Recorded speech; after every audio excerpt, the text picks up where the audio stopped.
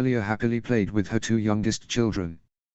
Just as Lara and Miria came with Rhaenys and Rolla. This little dragon couldn't wait to play with her brother and sister, and their aunt, said Rolla with a beaming smile before she planted a kiss on Daenerys' cheek.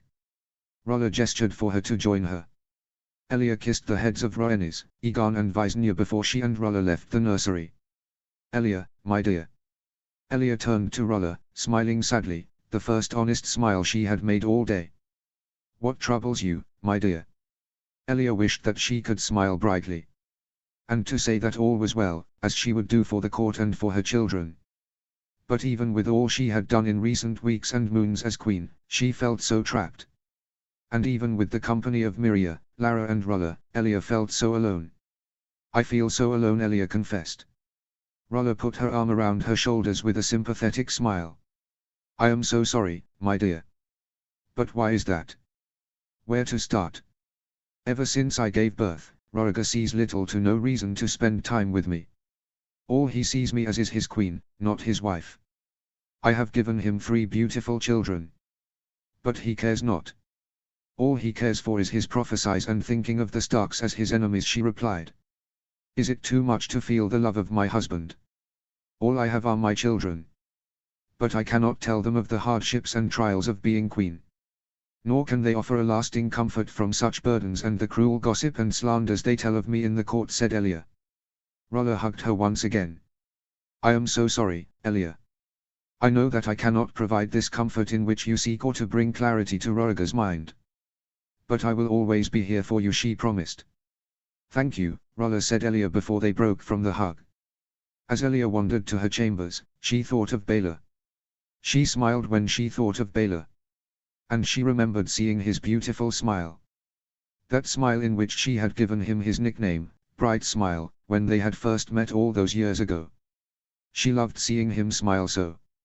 It was a smile in which truly made the heir to Old Town so captivating and so handsome. But then Elia remembered how she had never seen him smile so with any other, but she. And how he remained an unwed bachelor, at 27. And how, even when faced with hundreds of pretty and beautiful young ladies, all trying to catch his attention at Harrenhal, he ignored them all. But her. Gods! Does Baelor love me? Even after all these years? Notes. Elbereth and Lysa are now expecting. Though Baelor went to the capital to be on the small council, the only thing in King's Landing that matters to him is Elia. And Elia has now realized something about Baelor. Chapter 96, Stepstones Pirates. Summary. The Greyjoys come upon the pirates of the Stepstones. Notes. See the end of the chapter for notes. Chapter text. Interlude 9. Victorian Greyjoy, Richard Armitage. Victorian stood on the prow of the Iron Victory, with his helm held in one hand and his great axe held in his other. His shield stood next to a nearby barrel. As Victorian looked ahead, he smirked. He smirked at the thought of battle. Victorian loved war. He had loved it since he was a boy of 4 and had first heard the tales of Dalton the Red Kraken and great-grandfather Dagon the Last Reaver. And now a ship's captain at 20, Victorian had fought many times. Under the command of both father and of Harlon, Victorian had sailed the Sunset Sea, the Summer Sea, the Sea of Dawn, the Sea of Myrth and the Shivering Sea. All to fight and defeat pirate ships, sea raider ships and sell sails. For every victory he had garnered since he was made a ship's captain at 12, Victorian had improved upon his beloved ship, the Iron Victory. For every improvement on the mighty and great warship, from its huge ram, its massive kraken figurehead and its ballista, were all earned from the many ships Victorian and his crew had taken from vessels, from Westeros to Yeti, and improved his beloved ship, that it would become the greatest warship that all the known world would see. They had planned the day before aboard Harlon's ship, the Iron Kraken. And now, they set sail for Bloodstone. And the Iron Victory was the first to sail into the fray. Which Victorian wanted nothing more than. For he would always do his duty and would always fight for glory and for the chance of paying the iron price for plunder. Victorian was glad that despite all that father and Harlon had intended for the Iron Islands and the Ironborn, that they could at least retain some of their culture. Including the paying of the iron price. And that every captain had earned his right to be a captain, not just because his father was one or his father was a lord of his own house and had lands, But their new way also meant the outlawing of having sold wives and thralls. Victorian had taken 3 sold wives before father had outlawed the practice. So Victorian had wed his favorite of the 3 to be his rock wife. His rock wife was a Lysan girl from a pleasure house called Mylaera. With silver gold hair and sapphire blue eyes, and at 7 and 10, Victorian enjoyed her company in bed and around pike. "Wind is picking up, Lord," cried Romulf, Victorian's steer-master. "All the better, storm drunk. Keep us sailing further. Mainlander ships cannot come this close without running aground, but our own ships can get up close and take the bastards." Victorian roared as he firmly pressed his helm on his head. He was ready for battle as always. Like his eldest brother, Victorian only ever wore silks in bed. He would always be dressed in gold chainmail and boiled black leathers whenever on dry land. But aboard his ship, and when coming close to battle, that was when Victorian wore steel plate. Victorian never feared to drown, for he welcomed the chance to descend to the drowned god's hall, with his axe in hand and proudly all the armor he wore, paying for it with the iron price. And now Victorian saw the enemy. The pirates of the Stepstones. The pirates were always rich pickings for Ironborn for thousands of years. Indeed, Victorian had first gone there as a boy of 8, sailing with father aboard the Great Kraken, where he killed 2 men, with a rusted axe. But now under father's command, and command of the last dragon, they were to cleanse the Stepstones of pirates entirely. So that the Dornish could conquer it, settle the islands and build Bloodstone to be a castle worthy of a lord's seat as it had been when Demon the Rogue Prince had crowned himself king of the Stepstones. Victorian held up his axe and his shield with eagerness. As always, he was ready for battle as the oarsmen toiled to bring them closer to the pirates. Over 60 pirate ships and thousands of pirates.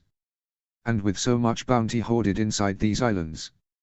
How kind of them to gather it all and make it easy for us. Victorian drew his horn from his belt as he looked to his west and his east. He saw the ships of Donell, Aragon and Aeron on his east, the Seasward, the Grey King's Axe and the Golden Storm respectively. And to his west, he saw the ships of Harlon and Quinton, the Iron Kraken and the Iron Tide respectively. Robin did not yet possess a warship of his own, for he was serving as an underling aboard the Iron Kraken before he would sail his own ship. The pirates here and the sea raiders of the 3 sisters will harden our youngest brother into an Ironborn and a man worthy enough to be captain of his own ship. And behind them were the assembled iron fleet of 70 ships. A fleet in which Victorian knew would end the pirates of the Stepstones once and for all. And then the sea raiders of the 3 sisters. They too would feel the iron of the Iron Fleet. Victorian laughed as he saw how the panicked pirates assembled on the beaches, trying to prepare a defense. Victorian held up his axe and his shield. "Show no fear, men. For what is dead may never die. But rises again, harder and stronger. What is dead may never die," they roared. Victorian leapt off the Iron Victory as Newt weighed anchor. He landed on the sands, with water rising near to his kneecaps. He held up his shield as he began to charge across. He could hear the panicked shouting and giving commands from many tongues. 2 arrows struck at his shield. Victorian roared as he charged towards them. He swung his axe at the nearest man. He beheaded him with a single swing of his axe before he came towards another pirate, this one armed with a sword and shield. He swung his sword at Victorian's chest. Victorian held his shield up. But as soon as the sword clanged against his shield, Victorian's large axe swung into the pirate's chest. Victorian swung the pirate across, freeing his axe of the man's chest. Another attacked him with axe and shield. Victorian blocked his first swing with his shield. Then he swung his shield across his face. As the pirate stumbled back, Victorian sliced his axe across his knees. He screamed as both feet were chopped off. As he fell to his knees, screaming, Victorian swung his axe again. This time, taking his head off. Victorian roared as another pirate ran toward him. He buried his axe into his shoulder blade, the blade of which cut deeply until it reached down to the man's nipple. Victorian tore his axe from the corpse before he turned to his next opponents. A pirate captain, dressed in chainmail and leather, thrusted his sword at Victorian's helm. Victorian dodged the thrust skillfully before he swung his axe at his hip. He screamed before Victorian swung his axe down again, this time eviscerating him. Victorian roared before he buried his axe into another man's hip. As he ripped it out, the man fell to his knees, screaming. Before Victorian lifted his axe up high and sliced it down, removing his head from his shoulders. Victorian saw two more, one with a spear and one with a sword, charging at him.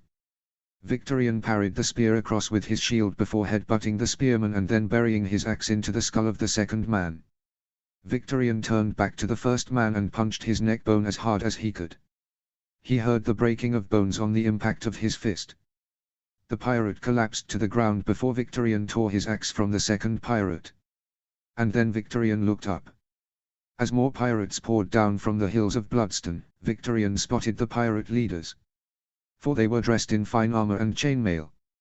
And then Victorian saw the man who could only be the pirate king. Tyrios Bahias, Victorian thought with a grin before he beheaded 3 men with a single swing of his axe. By then, the first wave of the Iron Fleet had landed, and its crews had joined battle. Victorian looked to see his brothers easily killing the pirates. But he was proud to see Robin fighting well. He had cut down 5 pirates with his axe and was already taking a bejeweled dagger for himself. Good lad. First time he is paying with the iron price. Victorian pressed forward, eager to kill pirates and to get to Bahias. He wanted to kill him himself. And claim whatever treasures he kept for himself. He thrusted his axe into the throat of a pirate before pulling it back, the spearhead having impaled the man's throat. He swung across at another, burying his axe into his chest. As he ripped it away, he swung down onto another, splitting his head in 2 from his skull to the bottom of his neck. Then he thrusted his axe into the groin of a large pirate, almost as tall and muscular as he. But the pirate did not react in time. He screamed as Victorian's axe pierced his balls. And Victorian lifted his axe up high before slicing it back down, burying into the man's spine. Victorian ripped it away before swinging it across, beheading another pirate. He swung again at another pirate. This time he fell on his back, from the strength of the swing of Victorian's axe, when the side of the axe battered against his chest. Victorian lifted his axe up and swung it down, cutting his head off before Victorian broke the neck of another pirate by swinging his shield at him, and then Victorian beheaded another with a swing of his axe.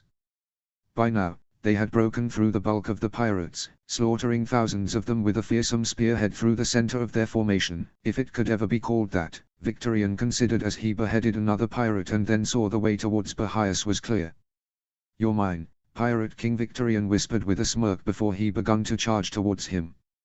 But as he ran up the hill towards him, he could see he was not the only one. He also saw Harlon was running alongside him. Harlon cut down 2 pirates with his axe and shield before he beheaded another pirate.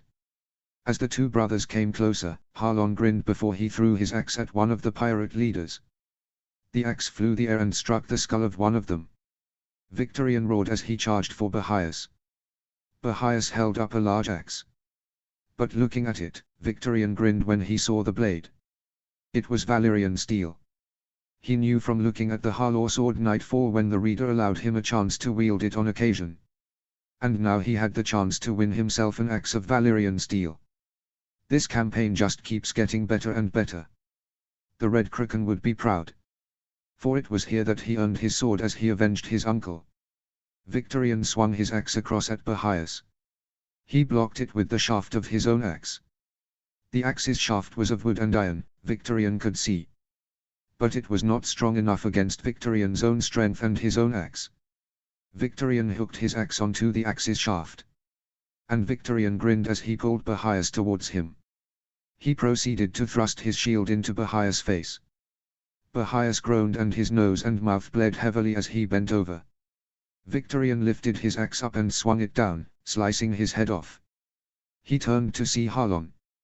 Harlon with his sword and a dagger had killed 5 other pirate leaders before he killed the last one with both sword and dagger. He took up the dead man's axe.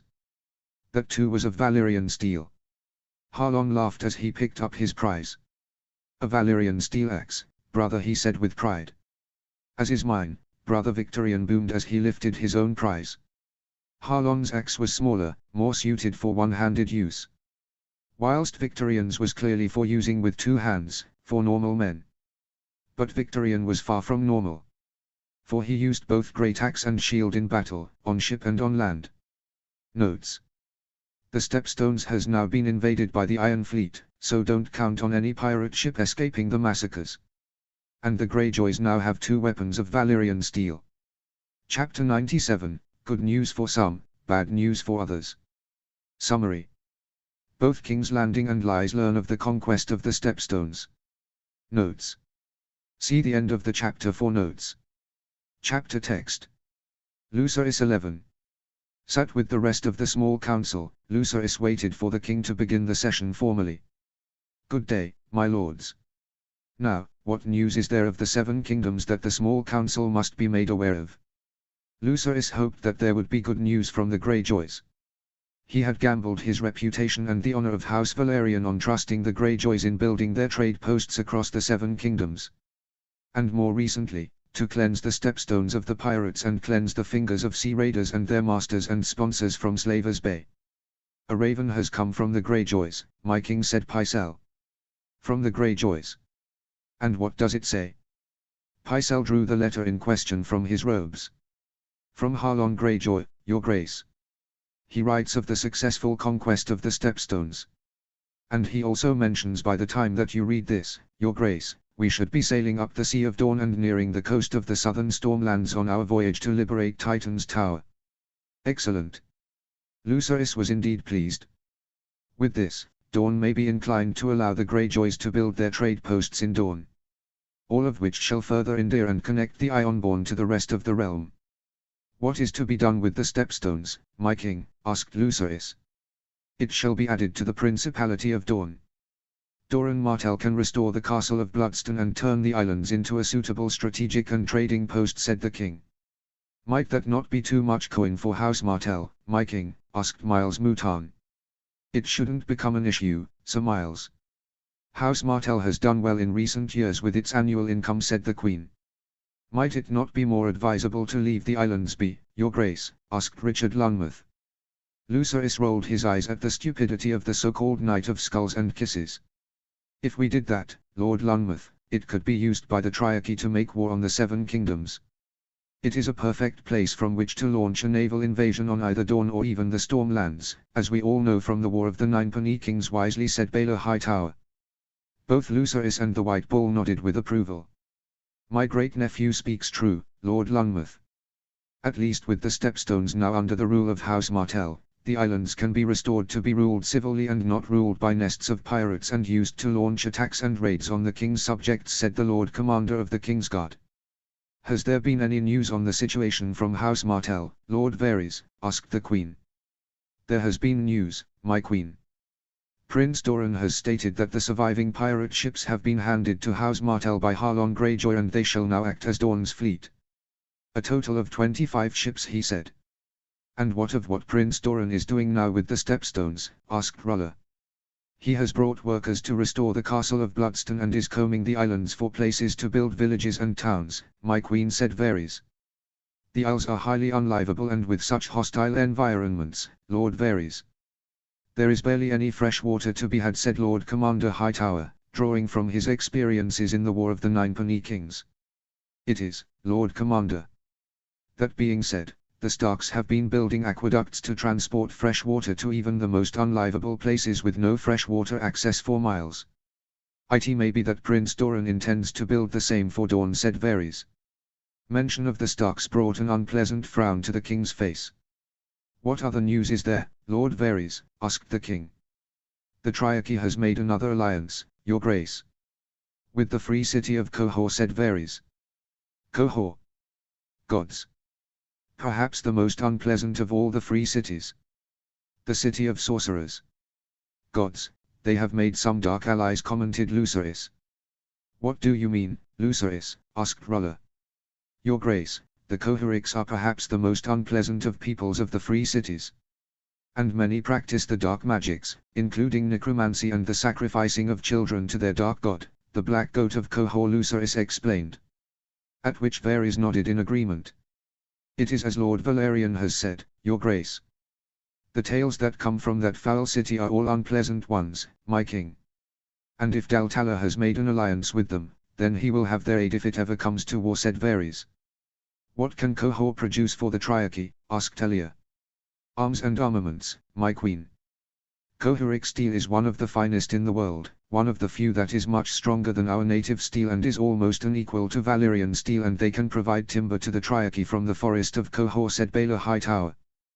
The more allies that Daltala makes, the more powerful that the Triarchy becomes, and the eventuality of war comes ever closer, remarked the Hand of the King.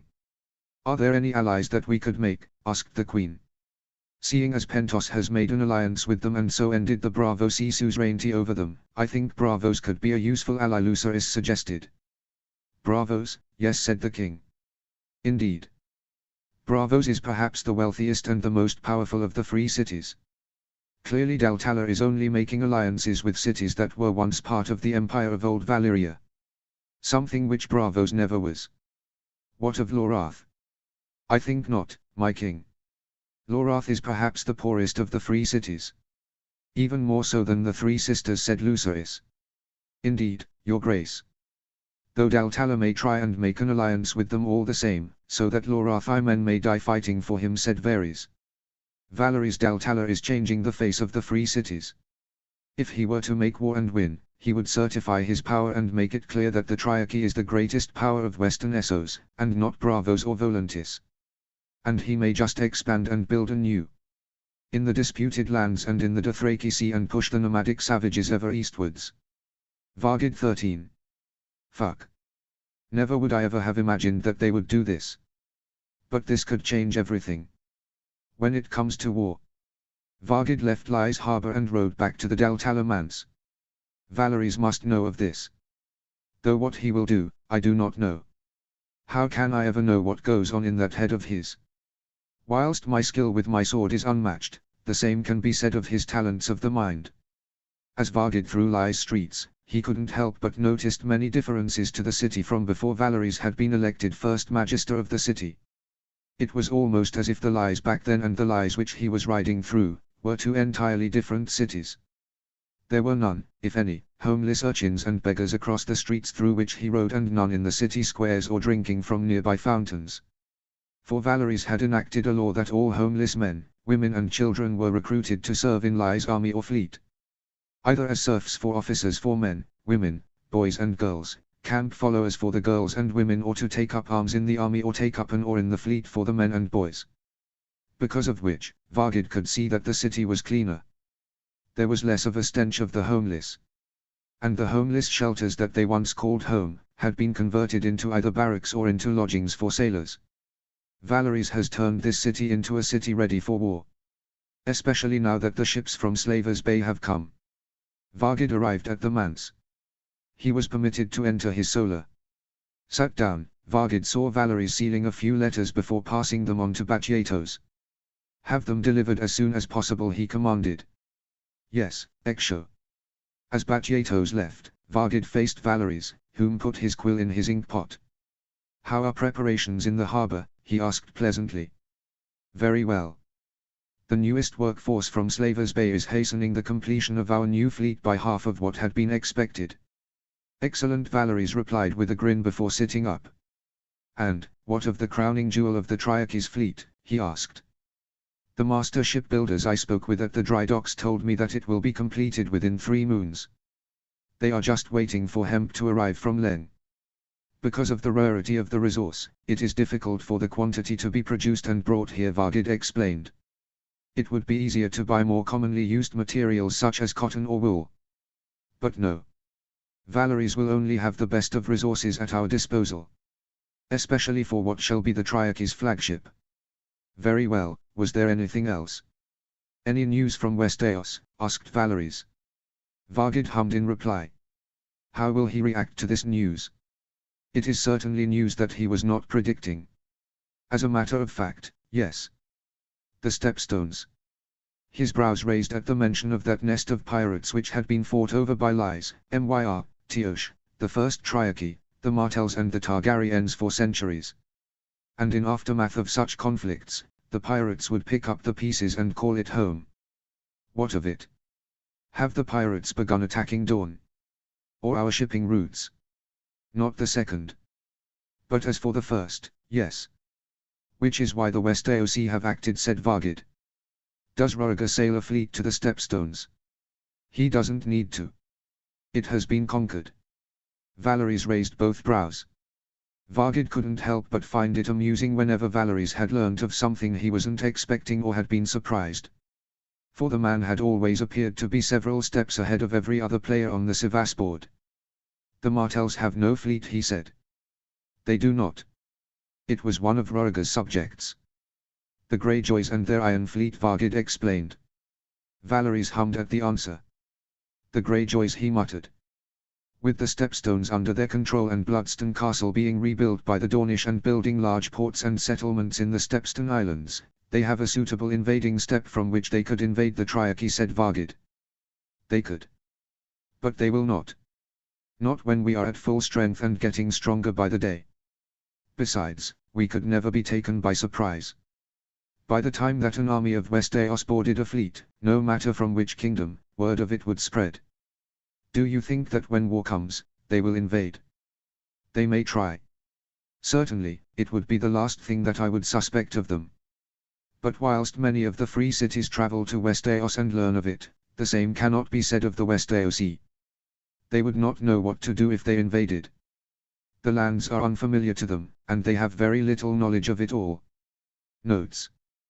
The Greyjoys now sail for the home of House Baelish, which I decided to name Titan's Tower, for there is no name for it in the canon, other than Littlefinger calling it the Drear Fort. And the Triarchy is getting ready for war.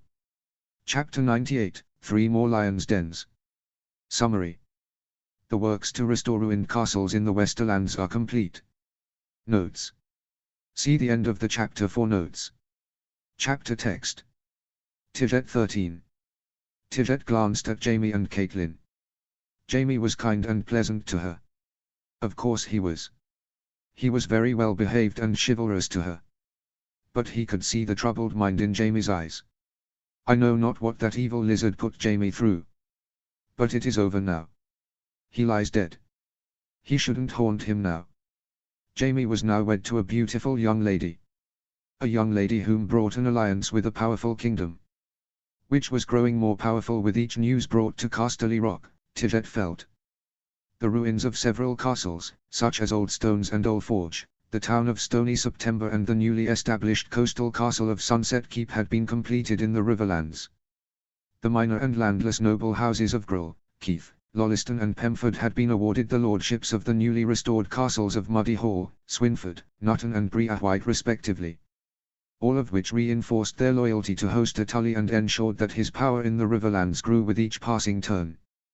Though as Catelyn was introduced to life on Casterly Rock and was spending time with Jaime, Tijet was frustrated at just how Cersei was treating her good sister with contempt. She ignored her presence whenever she was in the same room as she. And she was clearly angry at how she wasn't summoned to sessions in Tywin Solo whilst Jaime and Catelyn were. Jaime. Catelyn. The two turned to him and walked towards him from the further away balcony overlooking the Sunset Sea, from which they would have the best view of the sea and could see Harlaw Isle in the distance and the cliffs and tower of Harlaw Hall on a clear summer's day. Tywin summons us all to his solar. Now. They followed him to Tywin's solar. And as they walked through the feasting hall, Tijet saw Cersei fuming as they walked together. Their destination was clear to she. I should be going with them. I should be heiress to Casterly Rock, he heard her mutter as they passed by. If you were heiress to Casterly Rock, Cersei, then you would make enemies of all great houses of the realm and think them all inferior to House Lannister. And that is not how your father raised you to be. Tywin's solar door was opened to them.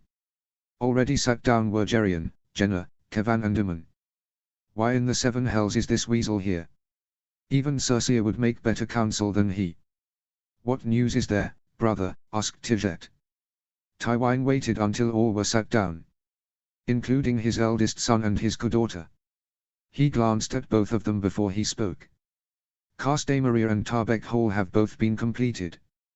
They now stand ready for lords to take their places as bannermen of House Lannister, Tywin announced. And Castellon? Asked Jenna. Also ready. From a disused hunting lodge into a castle. Though not many lands surrounding it, it is a worthy place to call home, so I have been informed, Tywin replied. Then he reached for a few parchments on his desk. He gathered them together and faced them towards him before tapping them on his desk a few times to straighten them out. He turned his eyes back to those gathered in his solar once again before speaking. And per my requests to our new king and queen, the time has now come to award deeds of lordship, he said. To be lord of my own holding. That would indeed be a great honor. I would be master of my own destiny. Tywin has made himself the greatest Westerlord since grandfather Drold. But he has left little chance or opportunity for those around him. Kevan works hard by his side as a dutiful younger brother. Geryon is content with his japes and humor. But all I have is my sword and my skill. I deserve more. I deserve the chance to carve out my own glory and reputation for all the world to hear of. I will not die a faceless noble, forgotten by history, he inwardly said, something which he often told himself. Though Tidget rolled his eyes when he saw Aemon.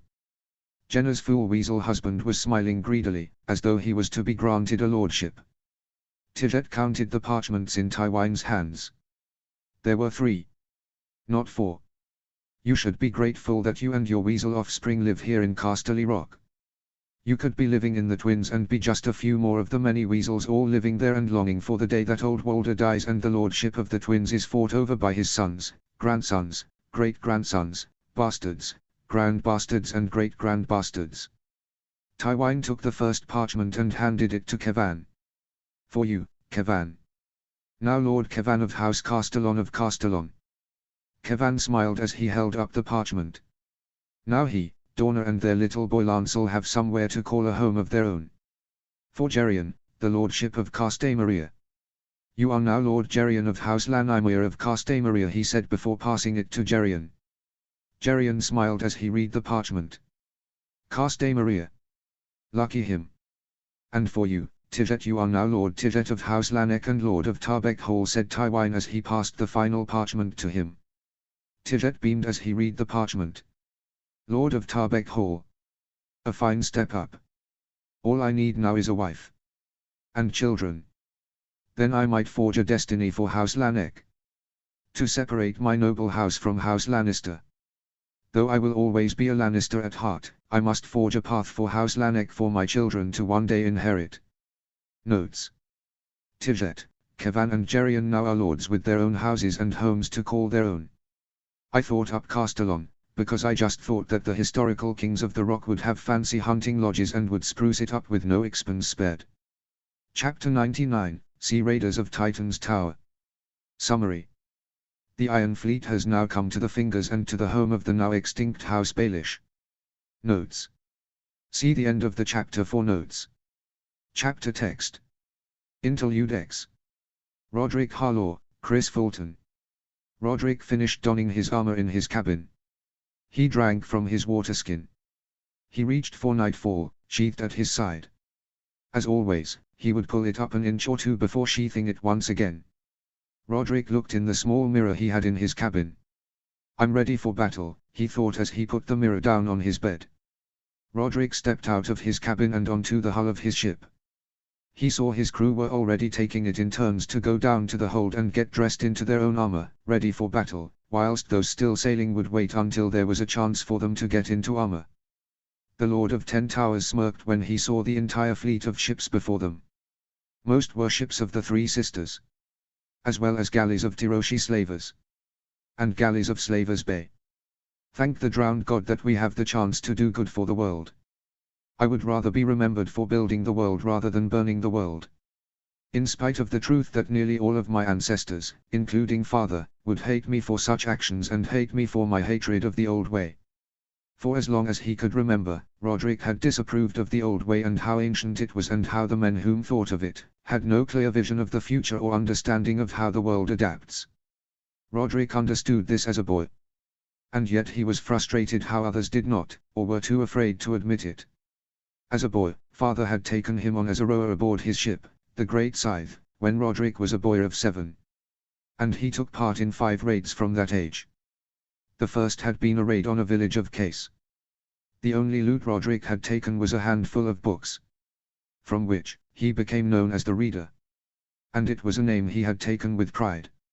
Father was killed in a raid on the Redwine Straits as he took a Redwine merchant ship, but was attacked by Redwine warship, whilst Roderick was at home in 10 Towers. Roderick had become Harlaw of Harlaw at 13 and had chosen his own ship, a red wine ship father had taken, which he had named Sea Song. He had befriended Quayan back then, soon after Quayan's second wife, Dilya Sunderly, had given birth to Victorian. And it was a year later, at 4 and 10, during the War of the Ninepenny Kings, where he had sailed with Quayan and the Iron Fleet. During which, Roderick had captured 2 Blackfear ships and killed numerous pirates with Nightfall. But in recent years, Roderick had spent little time outside of Harlaw Isle or indeed outside of 10 Towers.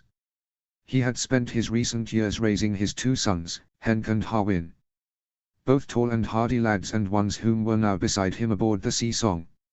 He hoped that they would be like him, and believe in the new way which Quayan and Harlon championed, as opposed to the old way. Roderick grabbed his helm and placed it firmly on his head, on top of the chainmail coif he wore as additional protection. It was a helm with a small silver scythe, the size of a dagger, running along the top as opposed to a plume or an animal as most nobles did. He took up his shield and stood ready for the command from the Iron Kraken. "Are we going to attack, father?" Roderick turned to his 2 sons. Henk, at 4 and 10. And Harwin, at 11. "Aye, we will, soon.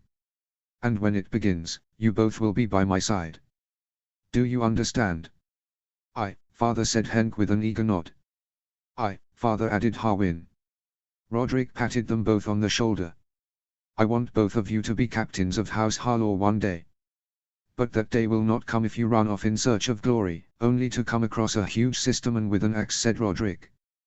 "But, father, we killed pirates at the Stepstones." "Henk and I both," said Harwin. "Aye, that you did. But a good father will always fear for his sons. And I will not lose either of you. You both mean too much to me to send off into battle. My own father almost lost me a dozen times in battles and raids when I was your age, Harwin. And I never want you two to go through what I had when I was a boy," Roderick explained. A signal came from the Iron Kraken. Roderick smiled when he saw flaming arrows fire from the hull. "This is it. Oarsmen, row. Row for all you're worth. Today, we take glory and plunder with salt and iron, lads. For what is dead may never die. What is dead may never die," they roared. Though Roderick believed in reform and in the new way, he still was an Ironborn at heart. He never wore armor that mainlander nobles bought and paid for. He would only ever wear armor he had earned with the iron price. And the armor he wore he had claimed from a red wine knight he had killed at 12 on his last raid with father. He had the armor painted black and had an image of a silver scythe engraved on the center of the cuirass with silver he had claimed from silver rings he had taken from the knight he had slain. When he had killed the knight, father smiled at him. It had been the only time in which father had been proud of him. "Well done, Roderick. Perhaps you have learned something from all your books," he said before giving him Nightfall. "Keep that. Train with it when we return to 10 Towers. When I return from my next raid, I expect to see you a warrior." And he never saw father again. The Sea Song rode alongside the Iron Kraken and the Iron Victory. Roderick looked to both Harlon and then to Victorian. Victorian now wielded his battle trophy from Bloodstone, a huge battle axe of Valyrian steel which he had named Tentacle. And Harlon wielded a bearded axe which he had named Saltwave. The 2 brothers had agreed that Saltwave was to be an heirloom weapon of House Greyjoy whilst Tentacle would be a symbol of office for the Lord Captain of the Iron Fleet. Whilst the ships were taken and captured by the rear half of the Iron Fleet, preventing their escape, the front half of the ships reached the shoreline. And Roderick reached the balustrade and lifted himself up. He was the first of his crew to land on the rocky beach of the Fingers, where he could see thousands of disorganized Sistermen, Teoshes and Giscaris. Roderick held his shield up as archers shot at them. "Shields! Shields up! Shields up!" Roderick commanded his crew. When all the crew disembarked from the ship, Roderick advanced to join battle. Where Harlon, Victorian, Donnell, Quinton, Aragon and Aaron were already leading their crews into battle. Roderick was impressed when he saw how Victorian swing Tentacle across and behead 5 men with a single swing of his new axe, whilst Harlon had swiftly killed a dozen men with Saltwave. "I have spent too much time reading than I have wielding Nightfall in battle. Though I will always choose a new book over fighting in battle." Roderick blocked 3 arrows with his shield before he stabbed an archer with nightfall. He swung his shield across at another. As he dropped his bow and grunted in pain, Roderick eviscerated him before he could reach for his dagger. And Roderick turned to his 2 sons. He saw Harwin throw an axe at an archer before he could shoot an arrow at him. The axe struck him in the skull. Whilst Hend cut down 2 men with his sword before beheading a man with 3 swings of his sword. Both my boys have become warriors. Roderick advanced further up the beach. He cut down numerous archers that tried shooting at Ironborn. He was joined by his crew, whom were killing many archers. All of which saved more Ironborn from being shot down before they could clash against the sea raiders of the 3 sisters that did so plague the Vale and the north. With their archers quickly killed off and Roderick and his crew flanking them from the rear, the sea raiders were quickly crumbling. Especially with Victorian and Harlon making quick work of the men in front of them with their battle prizes. Donell, eager to do the same, was tiring himself out by throwing spears, axes and daggers, anything he could find, on each man coming towards him whilst swinging his great sword at more that came his way, as though desperate to kill the most out of any Ironborn. Roderick beheaded another sea raider before they started to try and escape. Press on, lads. The day is not done yet. There is still more of these scum to slaughter. Fear neither pain nor death. For what is dead may never die, but grows harder and stronger. Harlon roared at the top of his voice as he beheaded a Tiroshi with salt wave. The slaughter came to an end. And the Ironborn pressed on to the castle. If it could be called that. Roderick was not impressed by what was the home of House Baelish of Titan's Tower. This is a castle. Harlaw Hall and even fucking Grey Garden are more impressive than this. Fuck, I would sooner live in a tent on the beaches of Naga's Cradle than in this fucking dismal shithole. Hardly somewhere where a man could be proud to call home. They reached the front gates of the keep. And as they reached there, they saw a few dozen nobles in clothing of Tioche and Slavers Bay. Kill the cunts. Donell roared with a bloodthirsty grin. Donell grabbed one by the waist and lifted him above his shoulders and threw him against the tower. He broke his neck and spine upon hitting the stone structure. Roderick slew only 1 nobleman before he cleaned nightfall and sheathed the sword of House Harlaw, once used by Dalton Greyjoy before he was murdered by his salt wife, and it was claimed by Roderick's ancestor, Harren Harlaw, during the chaos when the cousins and brothers of the Red Kraken fought for the Sea Stone chair as opposed to supporting the true heir, Tyrion Greyjoy. Harlon stood on the steps of Titan's Tower. He lifted high salt wave and roared. Roderick roared and cheered with all other Ironborn. Another great victory, Ironborn. Now take what plunder you want. All here is yours, for we have all paid the iron price for a great victory. They cheered once again whilst Roderick hugged both his sons. Thank the drowned god, Roderick thought as he proudly patted them on the back. Notes. And now the Sisterman Sea Raiders and their friends from Tioche and Slavers Bay are cleared from the Vale, thanks to the Iron Fleet. Chapter 100, The Treasure Hunter. Summary. The Pentoshi treasure hunter, Nakelos Volinar, who has been discovering many treasures across Westeros, has now returned, first to Winterfell. And then to Casterly Rock. Notes. See the end of the chapter for notes. Chapter text. Eddard 19. I pray that he has brought an abundance with him. This gift to the bannermen, and to the houses allied with us would mean a great deal. And show our power to the realm. Though, if we were to have any spare, they could be sold to other houses, once they paid the agreed upon price. Master Nakelos. Welcome to Winterfell, said Eddard as both he and Ash faced the famed Pentoshi treasure hunter. In the great hall of Winterfell, they sat on the seats of the Lord and Lady of Winterfell to receive Eddard's guest. One whom Eddard had eagerly awaited the arrival of ever since he had written an encouraging reply to his letter. Both Eddard and Ash had heard plenty of him from merchants and travelers from the free cities and eastern Essos. All the tales that they had heard, had told of a courageous and undaunted adventurer. A wealthy man who enjoyed searching and find long-lost treasures and return them to their rightful owners, for the right price. He had earned a reputation for this in Westeros when he had recovered the long-lost crown of Aegon the Conqueror in Dorne, the Royce ancestral sword Lamentation in King's Landing and the Peak family sword, Orphan Maker, in Tumbleton. He was even being rumoured to have returned home from an expedition to Valyria in search for the remnants of King Tommen Lannister and his fleet. My thanks, Lord and Lady Stark, he said, bowing his head with a charming smile, though he rubbed his arms together, despite the heating in the great keep of Winterfell. I apologize for the climate of our homeland of the north not being what you are used to, Master Nicholas, said Eddard. No apologies are required, my lord. From all my adventures across the known world, I have learned to endure many different climates. From being too cold for my liking to being too humid for my liking, he replied. Now, Lord Stark. From our correspondence, you said that you were interested in whatever Valyrian steel I would have from said adventures and travels. I am. And just how many have you brought with you from Pentos? Eddard asked eagerly. Nicholas Volinar clicked his fingers. The slaves in his employ behind him brought before them a dozen chests. Please examine them, my lord, he said with a gesture of his hand. Eddard turned to Ash. Examine them against ice, with Maester Wallers, she whispered. Jory, bring ice, Eddard commanded before he turned to Maester Wallers and gestured for him to join him. The three walked together whilst Jory Castle left to bring ice. As they approached the nearest chest, the two slaves who stood behind it swiftly opened the chest. Inside were what seemed to be a dozen ingots, if not more.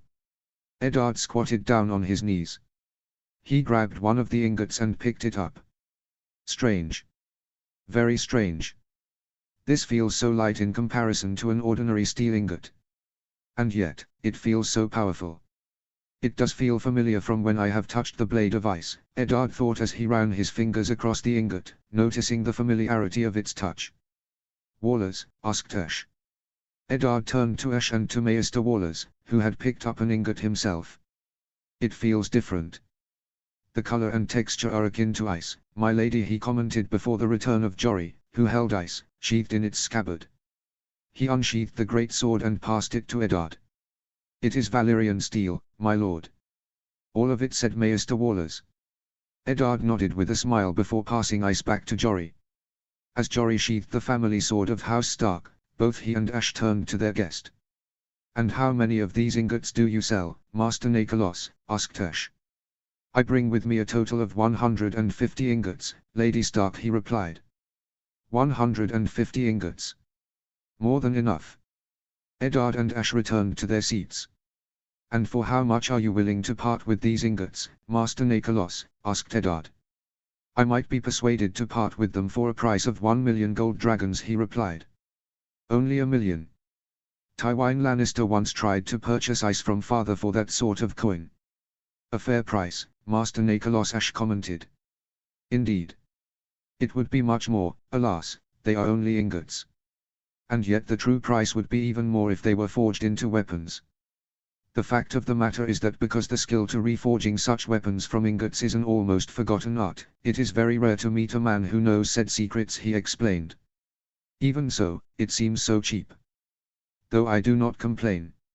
And it should be easy enough to find someone from the free cities who can reforge Valyrian steel. But first, we must pay the man who brought this all to us. Thankfully, we have coin aplenty to pay him. From the dividends of our income from the North's economy. From the Kalin Canal. And from the coin paid by the Targaryens. 1,000,000 is a fair price indeed, Master Nicholas. And if you stay the next few nights, the coin shall be brought to you and sent to your ship for your journey home, said Eddard with a smile. My thanks, Lord Stark. However, I have further business in Westeros. Forgive me for not specifying, but my business brings me further west. So, my journey home shall be longer away, he replied. Tijet 14. When Tywin had heard that he was requesting an audience, Tijet could see the excitement in his eyes, which was more than could be said of his excitement of Tijet's upcoming wedding, an arranged marriage with Darlessa Marbrand. Tijet had seen it whenever he would spend time in the company of his beloved Joanna as a boy. But now, the very arrival of this man had brought Tywin into a state of mind in which Tijet had not seen in his eldest brother for a very long time. In Casterly Rock's Hall of Lions, Tijet stood by Tywin's side with Jenna, Geryon and Kevan, whilst Jaime, Tyrion, Cersei and Catelyn stood on Tywin's other side. Tijet inhaled and exhaled gently as the man entered the Hall of Lions, with a small entourage of slaves and sellswords following behind him. Could it be? Master Nicholas, welcome to Casterly Rock, said Tywin with an almost jovial and eager demeanor. and it was obvious to all Lannisters present as to why he was in such a mood. If their guest's reputation was any clear indication to anything, this man has an incredible life as a treasure hunter. He is famed for it across all the known world. In the Free Cities, he uncovered caverns where Dothraki carls hid all fire ill-gotten loot. And in West Eos, he has recovered Egon the Conqueror's crown, the Royce sword Lamentation, the High Tower sword Vigilance and the Peak sword Orphan Maker. So, there can be no mistaking as to why he is here. My thanks, Lord Lannister. I apologize that I do not come here on invitation. But dare I presume that you are aware as to why I have come? I am optimistic on your answer to said question, Tywin replied. Indeed. And your optimism is well placed, Lord Lannister, he answered before clicking his fingers. At that, the slaves brought a variety of chests towards them. Tijet kept his eyes focused on the chests. There were 8 of them. All varied in size and design. But Tijet's eyes fixed on the first chest brought forth, for it was the largest in size. Before any could speak, Nicholas Volinar personally opened the largest chest and held up a large sword. It was the most beautiful sword Tijet had ever seen in his life. A great sword, whose blade shined in the sun's light through the glass panels. Tijet ignored the sudden pain he felt in his old scar from Eddard Stark's blade as he stared at the sword. His eyes were then drawn to the hilt of this great sword. It was of red and gold. The red was from cloth tied around the main spine of the hilt. And the crossguard was decorated like the golden fangs of a lion. Finally, the pommel was decorated like the head of a lion. There could be no doubt. To Tijet this was undoubtedly the genuine article. Especially when he gazed at the very blade itself. Brytraw. This is Brytraw. Brytraw, brother, gasped Tijet. Tywin said nothing as he took a few steps towards the famed Pentoshi treasure hunter. He passed the great sword to Tywin. How is it so well preserved? Tywin asked. Ah, the hilt and crossguard were redesigned by slaves under my employ, Lord Lannister. It is all right, they recreated it to the best of their ability from what it originally looked like, he explained. How best to test if it is truly Valyrian steel? Tijet unsheathed his sword. Tywin. Perhaps this would be the best test, he suggested. Tywin turned at the unsheathing of his sword. Realizing what he meant, Tywin lifted the great sword up high, slowly. Tijet took a step back, whilst his hand remained where it was midair. Tywin sliced the great sword down on Tijet's sword. Tijet did not shut his eyes. Even as he felt the sword in his hands, one in which he had had for 2 years, smashed into pieces and his hand recoiled back in shock and slight pain, he gazed still at the great sword. Tywin held it up once again. It did not even bear a single scratch. Brytraw. It is once again in the hands of a Lannister, Tywin muttered. Tijet thought he could see a slight smile on his lips as he held it. Tywin's squire, Cleos, rushed to his side at a hand gesture from Tywin and took the sword. Take it to Loren and have him find a suitable scabbard for it, Tywin ordered. As Cleos left to fulfill his command, Tywin returned to his throne. Master Nicholas, what you have done is nothing short of incredible in finding this valued relic of House Lannister, said Tywin. It is quite the saga, if I might say so, Lord Lannister. And yet, it is only the first of such treasures, recovered from King Tommen Lannister's fleet, said their guest. What else do you return? Kevan asked. He turned and gestured to all his slaves in attendance. They opened the chests. First of all, the armor and crown of King Tommen, as best preserved as my slaves could do, and restore them to their former glory. As well as 2 chests of coinage of the Kingdom of the Rock, he said as he pointed at the first 3 chests. Tijet wandered over to these chests with Jaime and Tyrion. And then the man of Pentos continued his narration of his discovery. Furthermore, King Tommen had recovered these treasures from the ruins of old Valyria. 2 daggers of Valyrian steel. A chest of Valyrian coins. As well as a few glass candles. And what appear to be a dozen dragon bones. Dragon bones. All Lannisters wandered over to the last chest. And they saw the bones inside the chest. Each bone was larger than a dagger. Just from looking at them, Tijet was reminded of the dragon skulls kept in the throne room of the Red Keep. Master Nicholas, For this gift and for returning the valued relics of House Lannister and of old Valyria as King Tommen had discovered long ago, you have the eternal gratitude of me and my house. And for such deeds, I am prepared to offer a ransom of 4 million gold dragons, said Tywine. Tijet looked up at the Pentoshi treasure hunter. He nodded and offered his hand. A more than generous offer, Lord Lannister. And one in which I gladly accept, he said. Tywine shook his hand before household servants took the chests away. Notes. Tywine is certainly over the moon at the return of Brightraw and many Valyrian artifacts that King Tommen Lannister too had acquired. And Ned now has an abundance of Valyrian steel ingots. Chapter 101, A Victorious Return. Summary. The Greyjoys return triumphantly to the Iron Islands after a campaign that saw them sail across 4 seas. And Elia has a plan for Viserys' future. Notes. See the end of the chapter for notes. Chapter text. Harlon X. Harlon smiled as he looked from the forecastle of the Iron Kraken. He looked out as they sailed further across the Sunset Sea. And back home. Back to the Iron Islands. The country he loved so dearly. It is good to be back home. Back home and where I belong. Harlon had been on board ships from the age of 4, killing at 8 and raiding pirate camps at 11 with father. His voyages with father had taken him to shores as far as Great Morrock. But despite all the places across the known world in which Harlon had sailed to, despite all that he had seen, he could never call one of those places home. Not when Pike was his home. And Pike had been the home of House Greyjoy ever since it had been lost from House Hoare to House Greyjoy from the descendants of Khord the Cruel. Nowhere else in the world contained lands as bleak and as harsh as the Iron Islands. Thousands of years of tidal waves, harsh waves and storms sent by the storm god had battered down the Iron Islands. But it was home. Where he had grown up. Where the Grey King lived and reigned. Where the drowned god had created the islands for the Ironborn to plunder and conquer the world. Which a great many Ironborn kings and lords had done with great results. But now Harlon was one of a recorded few whom didn't want to do either. Both he and father merely wanted to live in the world and build in it. The Iron Kraken was the first of the ships to disembark at Lordsport. Followed shortly after by the Iron Victory, the Golden Storm, the Iron Tide, the Seasword and the Grey King's Axe. Robin joined Harlon as they walked down the gangplank from the Iron Kraken and onto the quay. How are you finding the sea now that you have fought and sailed under me, little brother? Harlon asked. Robin turned to him. Harlon noticed how different he was now that he had returned. Now that he had fought in 2 battles. And had killed over a dozen men in both battles. And had sailed from the Iron Islands to the Stepstones, then to the Fingers before sailing through the Kalin Canal and back to the Iron Islands. Robin stood with unshaking legs. Having found his sea legs after weeks and moons at sea. And he stood with a greater confidence and pride in himself than Harlon had ever seen on his youngest brother before.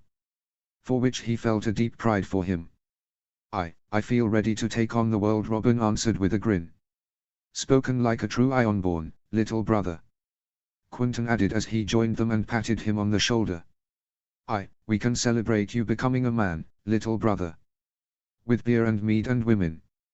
Victorian added as he joined them. Quentin turned to Donnell. I'd invite you, brother, to taste wine and women with us, but there won't be men and boys at Otter Jimpneys in, Quentin jested. I'll be getting drunk on wine and glory, little brother, whilst you are getting the pox from slatterns fucked hard from the good brothers. Donnell bantered in reply. Harlon ignored the jests and bantering of his brothers when he saw Oregon and Aaron. And what of you two? How did you find your times as captains and as Ironborn? He asked. Glad, Harlon. Glad to have finally raised sail and paid for the iron price, said Oregon as he held up both hands to flaunt the golden and bejeweled rings on each of his fingers, each one worth more than Otter Jimpneys in. And I wish to wet my throat with mead and wet my cock with a horse gash, Aaron added lustfully. Harlon decided to leave his brothers to either go to Otter Jimpneys Inn, or in Donnell's case, to call on a certain shipwright's house. A shipwright whom he was well acquainted with ever since he was widowed a few years ago. Truthfully, what Donnell felt for him didn't bother Harlon, not when he was a great and skilled warrior and a capable captain of the Iron Fleet. And most of all, he was his brother.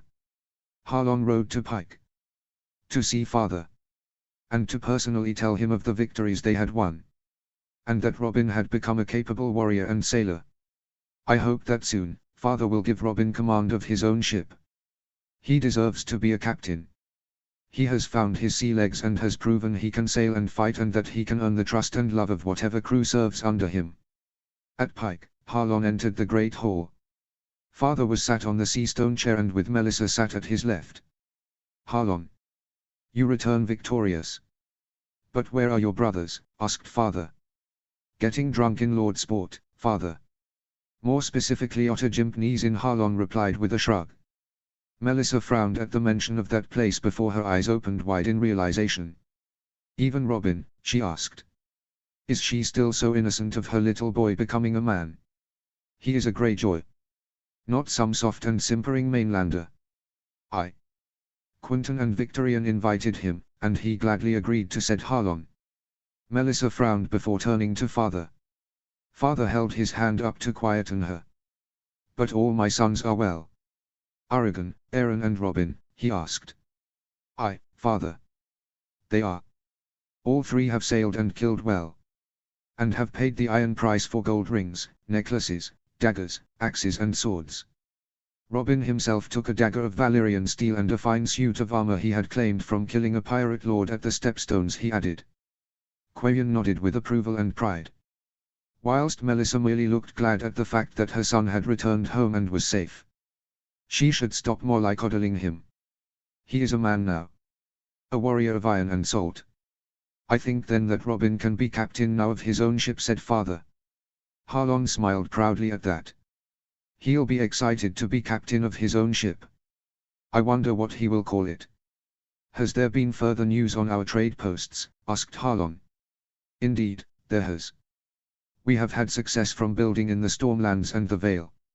And, after negotiating with Doran Martell by letter, we are now permitted to build 3 trade posts in Dorne.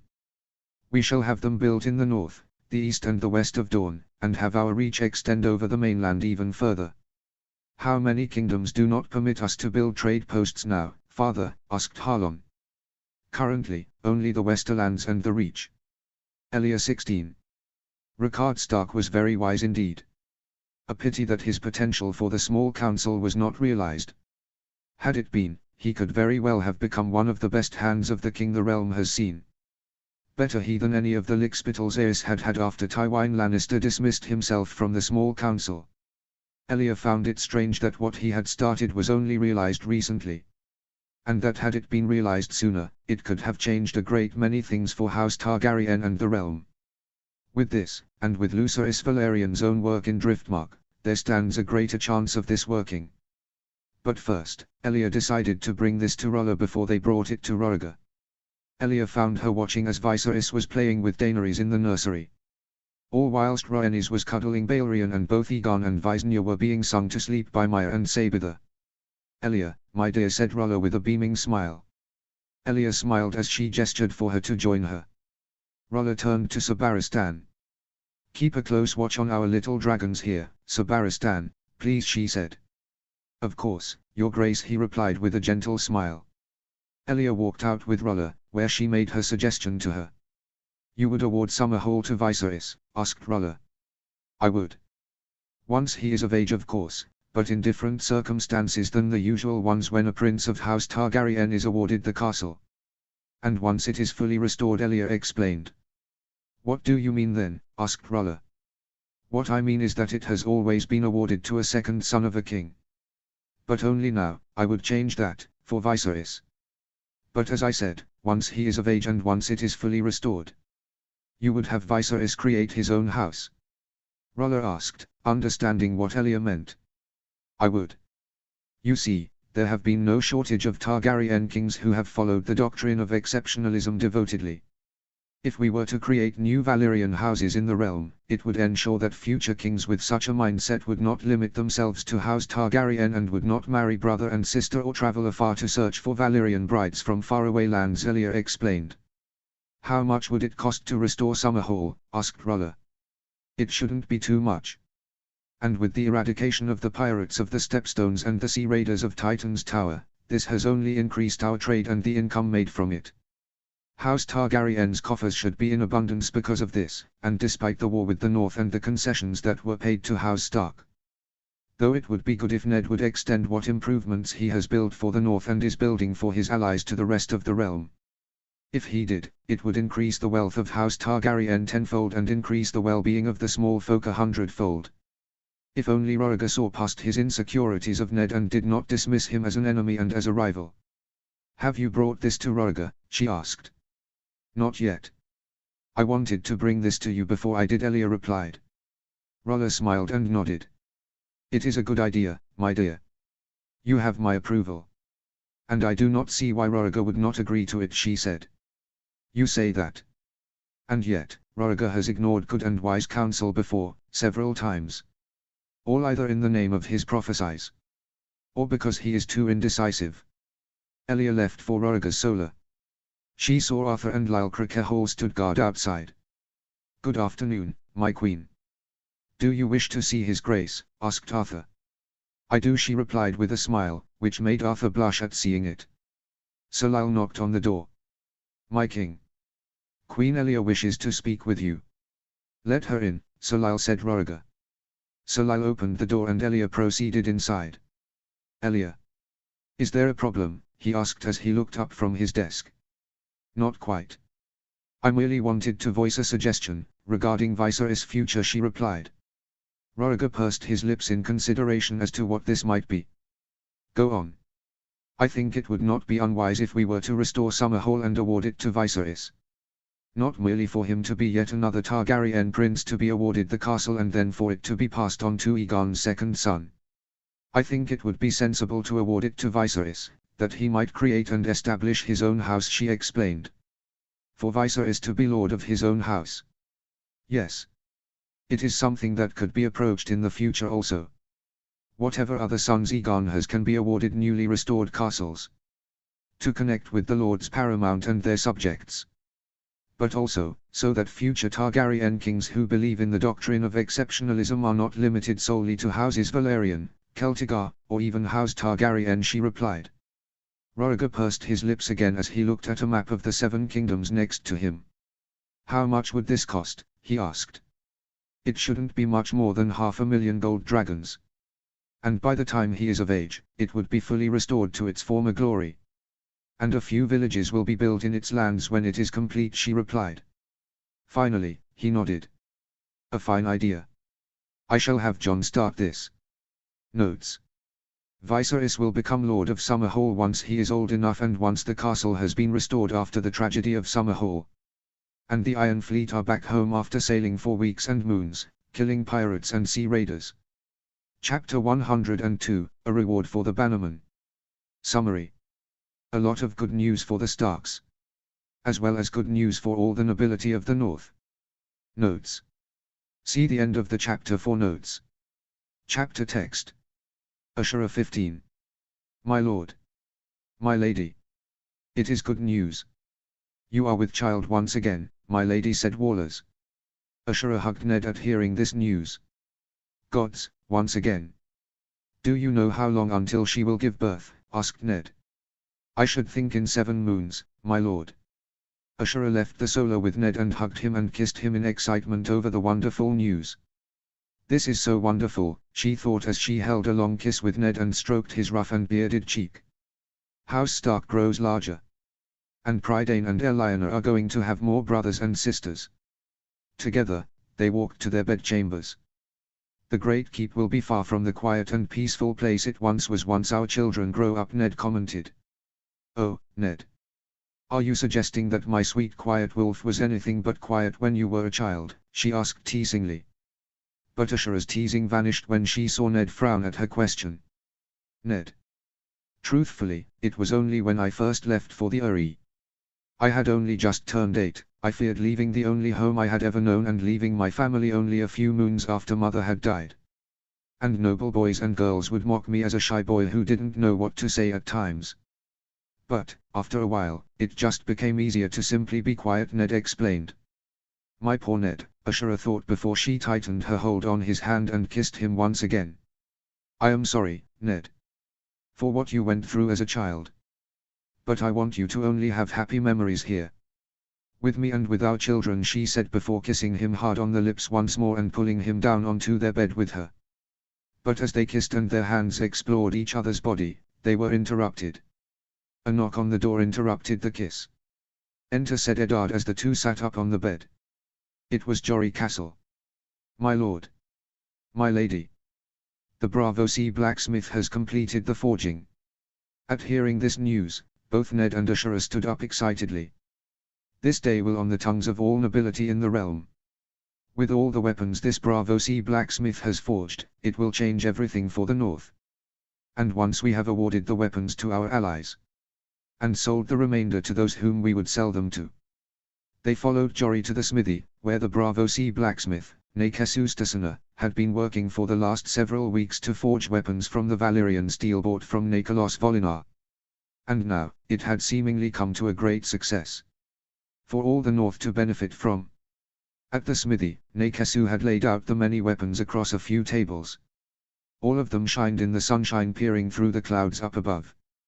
Ashura ignored the cold she felt as she hugged her furs closer to her, for so engrossed was she as she stared at the beautiful handiwork of both Nakasu and Mikkan, the blacksmith of the Great Keep. There had been over 70 weapons forged.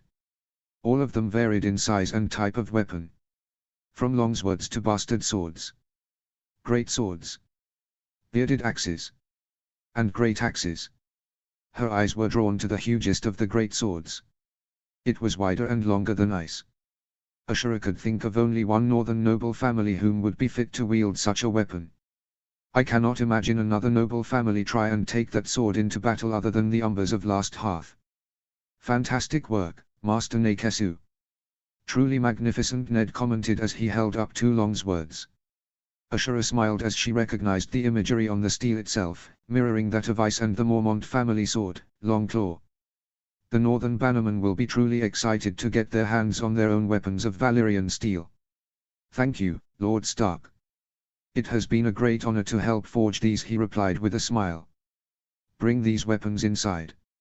It will do us no good to keep these out here," Ned ordered the nearest guardsman. They brought the weapons inside, though Ned had to remind them to be extra careful to not cut themselves on the forever sharp Valyrian steel. "Will we invite the bannermen to a feast or send them to each of them?" asked Ned. "Invite them to Winterfell for a feast. That you might thank them for their continued loyalty to Winterfell and House Stark and hear from them personally on how fare things in their own lands," Ashura advised. "And we can gift the spare ones to our friends and allies across the Seven Kingdoms," said Ned. "Yes, and sell the rest. But of course, we can keep a few behind in Winterfell," Ashura suggested. "Whatever for?" asked Ned. "To award to the future lords of whomever we deem worthy to rule Moat Cailin, Wolf's Den and all castles and the city we are building," Ashura replied, at which Ned smiled as he nodded. Eddard XX. A total of 2 bastard swords and 5 longswords had been kept as spare for the future bannermen of House Stark and the North once the works had been completed. Eddard already was of a mind to award 2 of them to Martin Castle and to Donnell Pool. Both houses were of minor nobility and had served the North for centuries and yet did not have lands of their own. Eddard sought to change that. As the bannermen awaited him in the great hall, Eddard stood with Ashura in their bedchambers. "Are you ready?" she asked as she held his hand. "With you by my side, I." "Always, Ash," he replied. She beamed before they shared a kiss. They walked together to the great hall, during which they saw various servants bringing the newly forged swords and axes which were to be gifted to the various northern nobility. Each one was chosen carefully specific to each noble house. For example, the hugest great sword was to go to the great Jon Umber, and the largest battle axe was to go to Willam Dustin. "It is a pity that we are not selling them," Ash remarked. "Why a shame? These are all gifts to our bannermen. Not excuses to blackmail for coin or for absolute loyalty," Ash Eddard replied. "No, Ned. That is not my meaning," she said. "Then what is?" he asked. "My meaning is that every house from Westeros to the Tigers of Volantis would want to purchase swords if they knew of what we keep. And we would be far wealthier than Tywin Lannister, Mace Tyrell and Paxter Redwyne combined were we to do this," she suggested. "Perhaps. But wealth was hardly what I had in mind when I wrote to Nikolos Volinar," Ned replied. "Of course. And none would deny our generosity after this day. But my only hope is that they do not think us weak for this, she said. They will not. This is a much-deserved reward for our bannermen, Ash. For their loyalty to Winterfell in the rebellion. They all deserve a reward for how they fought for the North and for House Stark. House Stark has always had the loyalty of the bannermen of the North because House Stark has always rewarded this loyalty. Which is more than can be said for the Targaryens. I believe you, Ned. I only think that the ones that we sell abroad, should be ones deserving of such weapons and are willing to pay the right price for it.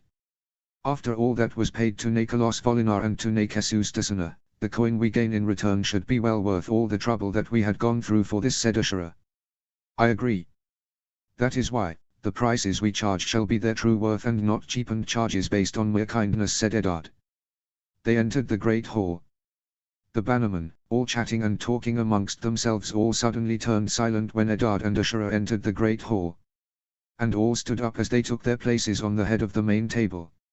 A few years from now, Prydain and Elyana shall both be old enough to join us here.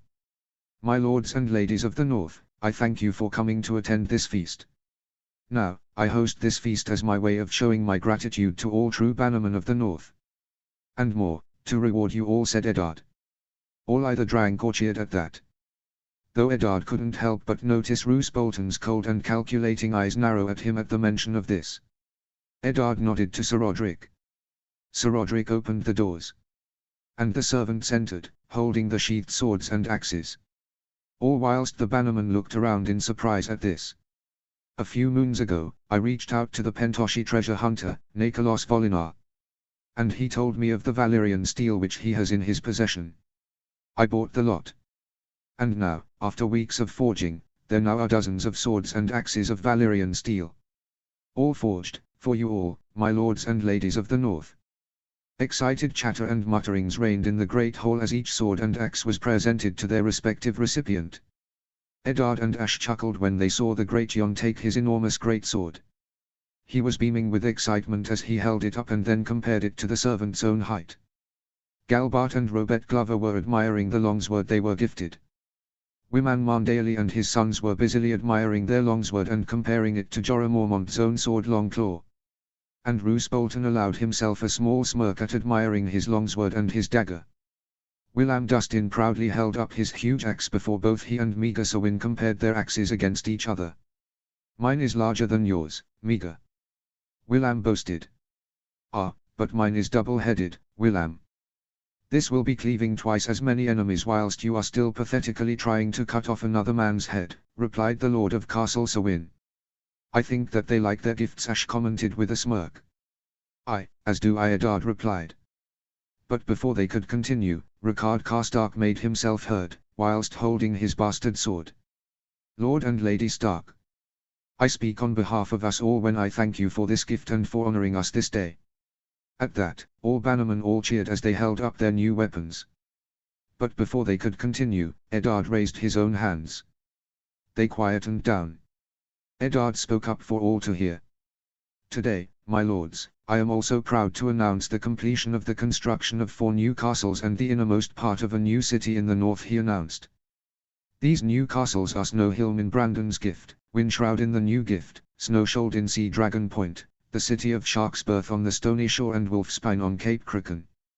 Whilst new villages are soon to be finished in these new places and the outer parts of the city of Sharksbirth are yet to be completed, it is with pride that I announce these results.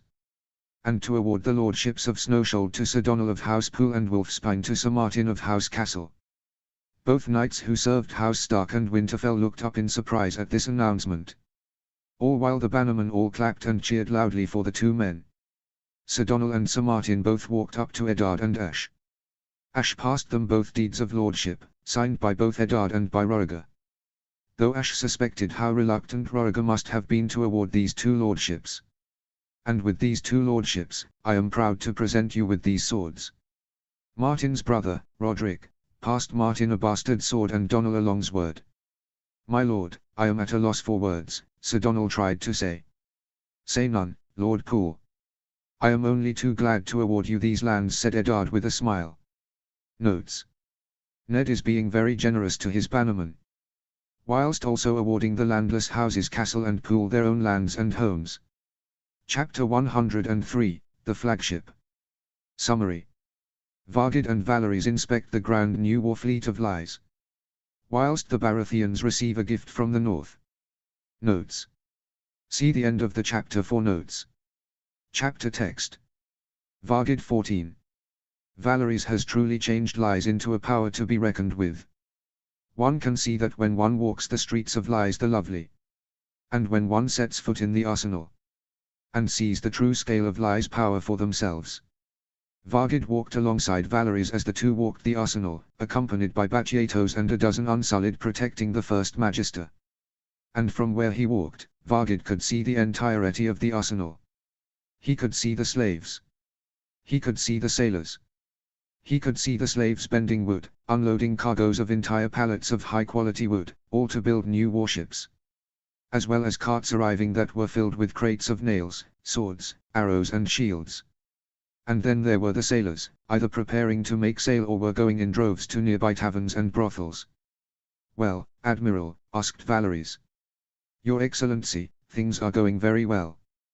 Currently, we have a total of a fine fleet of 100 warships, all crewed and ready for battle.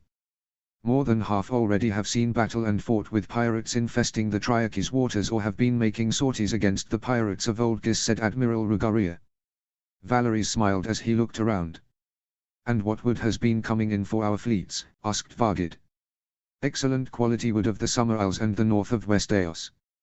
And my counterparts in Myr and Tiosh have sent me promising reports," he continued. "Which are?" asked Valeries. "Myr has a fleet of 30 ships ready for war. And the Tioshes have 25. They too have been reliant on wood from the Summer Isles," said Rugaria. "That is fine, so long as they have fleets. The combined result being that we have strength enough to combat the fleets of West Eos," said Valeries. "How many ships are being built currently, Admiral?" asked Vargid. 30. "Thanks to the abundance of slaves, wood and metals from afar, there has been no shortage of what is required," said the High Admiral of Lies. "So long as the ships are captained by competent and experienced sailors and fighting men," Vargid pointed out. "They are, Volan 10. I would not deign to bring young noblemen who have never seen a day out at sea into service and to take command of ships and in times of war," snapped the High Admiral. "That is enough. These more ships, how soon can they be built?" asked Valeries. Vargid frowned as Valeries spoke with the High Admiral, the one man whom Vargid did not like in Valeries' inner circle. When the man knew nothing of commanding in times of war, Vargid doubted whether he had ever killed a man. This is just not what Valeries wants for the Triarchy. He could have found more competent sailors and leaders anywhere in the Triarchy. And yet, he sought to choose a fucking moron such as Rugaria, a man who never has even fought in a war. When it does come to war, Rugaria won't know what to do. He will just give out commands to those who pay him enough to get command of a ship merely for the promise of glory, or those who gift him pretty whores to suck his dry and tiny cock. These fucking idiots should realize that war is not some fucking game. And now, Your Excellency, I present to you, the flagship of the Triarchy's fleet," said the fool who thought himself an admiral. Vargid and Valeries both turned and walked with him further inside the arsenal. And when they did, there was no denying it. What stood before them was a truly incredible sight. It was a three-master ship, with 3 raised archery platforms, or castles as they were called in West Eos. At least 150 oars on each side. Wooden panels and outer parts of the hull were being covered with shields to add better protection. The figurehead was that of a 3-headed dragon, made of shining onyx. Gold and silver decoration covered almost all of the outer parts of the ship, from the forecastle to the helm. Vargid looked up at the sails. They were dark red in color. This is sure to make any enemy fleet shit themselves. No captain could look at this ship and not think himself to be a dead man sooner than he had anticipated. No captain would dare to try and take this ship. None but a fool. Robert the 14th. "Are you all right?" asked Robert. "I am," said Lyanna as she took his hand and they walked back to the round hall. Robert looked up and around the round hall from where they were stood in the courtyard. "It is a fine day," he decided as the 2 guardsmen opened the doors. Robert enjoyed walking around Storm's End with Lyanna. Though they had at first taken to riding around the lands of Storm's End, That came to an end when it became clear that she was heavy with child. But, even in her state, Robert was more than happy to hold her hand as they walked around the great and towering walls of Storm's End. Robert loved to breathe the fresh and sweet-smelling air from atop the walls whilst admiring the beauty of the Stormlands. Most of all, Robert was happy to share these experiences with Lionel. As they started to explore, walk and ride together, she was as happy as he was, to his delight. She would often remark that it was reminiscent of walking the walls and the heights of Winterfell when she was a girl. But more excitement had come for House Baratheon when Ned had recently sent a great gift to them. The gift in question was a bastard sword of Valyrian steel. A sword which had been forged from Valyrian steel which Ned had bought from the Pentoshi treasure hunter, Nicholas Volinar. House Baratheon had never once possessed a weapon of Valyrian steel. Nor did House Durrandon before it. So, this was a monumental day for their house, as Renly had commented when they first laid eyes on it. Robert had commissioned Donal Noye to forge a worthy hilt for the sword, which Robert had named Antler. Robert loved wielding his hammer. His hammer which he had named Fury. And he had loved to wield it in battle in the Northern Rebellion. For he had killed many men with his hammer, at the crossroads, at Autumnstead, at Juniper Hole and at Spring Falls. But Lionel had made an important point. That in close quarters, a sword would come in useful. Robert agreed, for in close quarters, he had resorted to using not only his dagger, but even his bare hands, for which he would punch men with armored fists and even broke the necks of 3 men. As they arrived in Robert's solar, Robert looked up at the sword on the mantelpiece. It was a finely made hilt which Donal had forged. The hilt was of gold and onyx, like the colors of House Baratheon. The crossguard was shaped like a stag's antlers in gold. And the pommel was that of a stag's head and with fine antlers on the top. Robert loved looking up at it. "It is so beautiful," Lionel remarked. "As beautiful as ice?" asked Robert. "Oh, you've seen it. The hilt and crossguard are dull. But this is beautiful. And it tells a story, of House Baratheon with its decoration," Lionel commented. "That it does." Robert was about to look down on the dull work laid down on his desk. Letters from his subjects. Letters from merchants asking for consent to trade on Storm's End. And letters offering betrothals with their soon-to-born child. But before Robert could say anything about any of this, he could hear Lionel gasp. He looked up at her. He could suddenly remember hearing Mother make such noises just before she gave birth to Renly. And sure enough, he saw Lionel struggle to breathe as she reached down for her belly in pain. "Rugger. Inform Cresson that Lady Lionel is about to give birth," Robert called. Robert stood up and rushed to Lionel's side. He picked her up with both hands and gently walked to Maester Cresson's solar. Lionel groaned and moaned in pain until they reached the solar. The door was already opened and Maester Cresson stood at the ready and with 2 apprentices by his side. "Lay her down on the bed," Robert said. Cresson. Robert did as he was told, whilst the apprentices began to carefully lift her dress up and loosen her undergarment. "You should leave, my lord," said Cresson. Robert did as he was told. But first he held her hand. "I will be back. I will always be by your side, my love," he promised before he kissed her hand. "Mother. Maiden. Care for her. Please don't take her from me." Robert hated listening to how she screamed. And this was despite the soothing and calming voice of dear old Cresson. "Help her. Gods help her. She doesn't deserve such pains." Robert looked up when he heard footsteps. He saw Great Uncle Harbert and Renly walking towards him. "We heard the news." "How is she?" asked Uncle Harbert. "She screams in pain," Robert replied. To prove it so, they heard a scream ring from the solar. Robert grimaced and frowned at hearing it. "Calm yourself, Robert, lad. You won't be of any aid to her if you went in there right now. The best you can do is let Cresson care for her.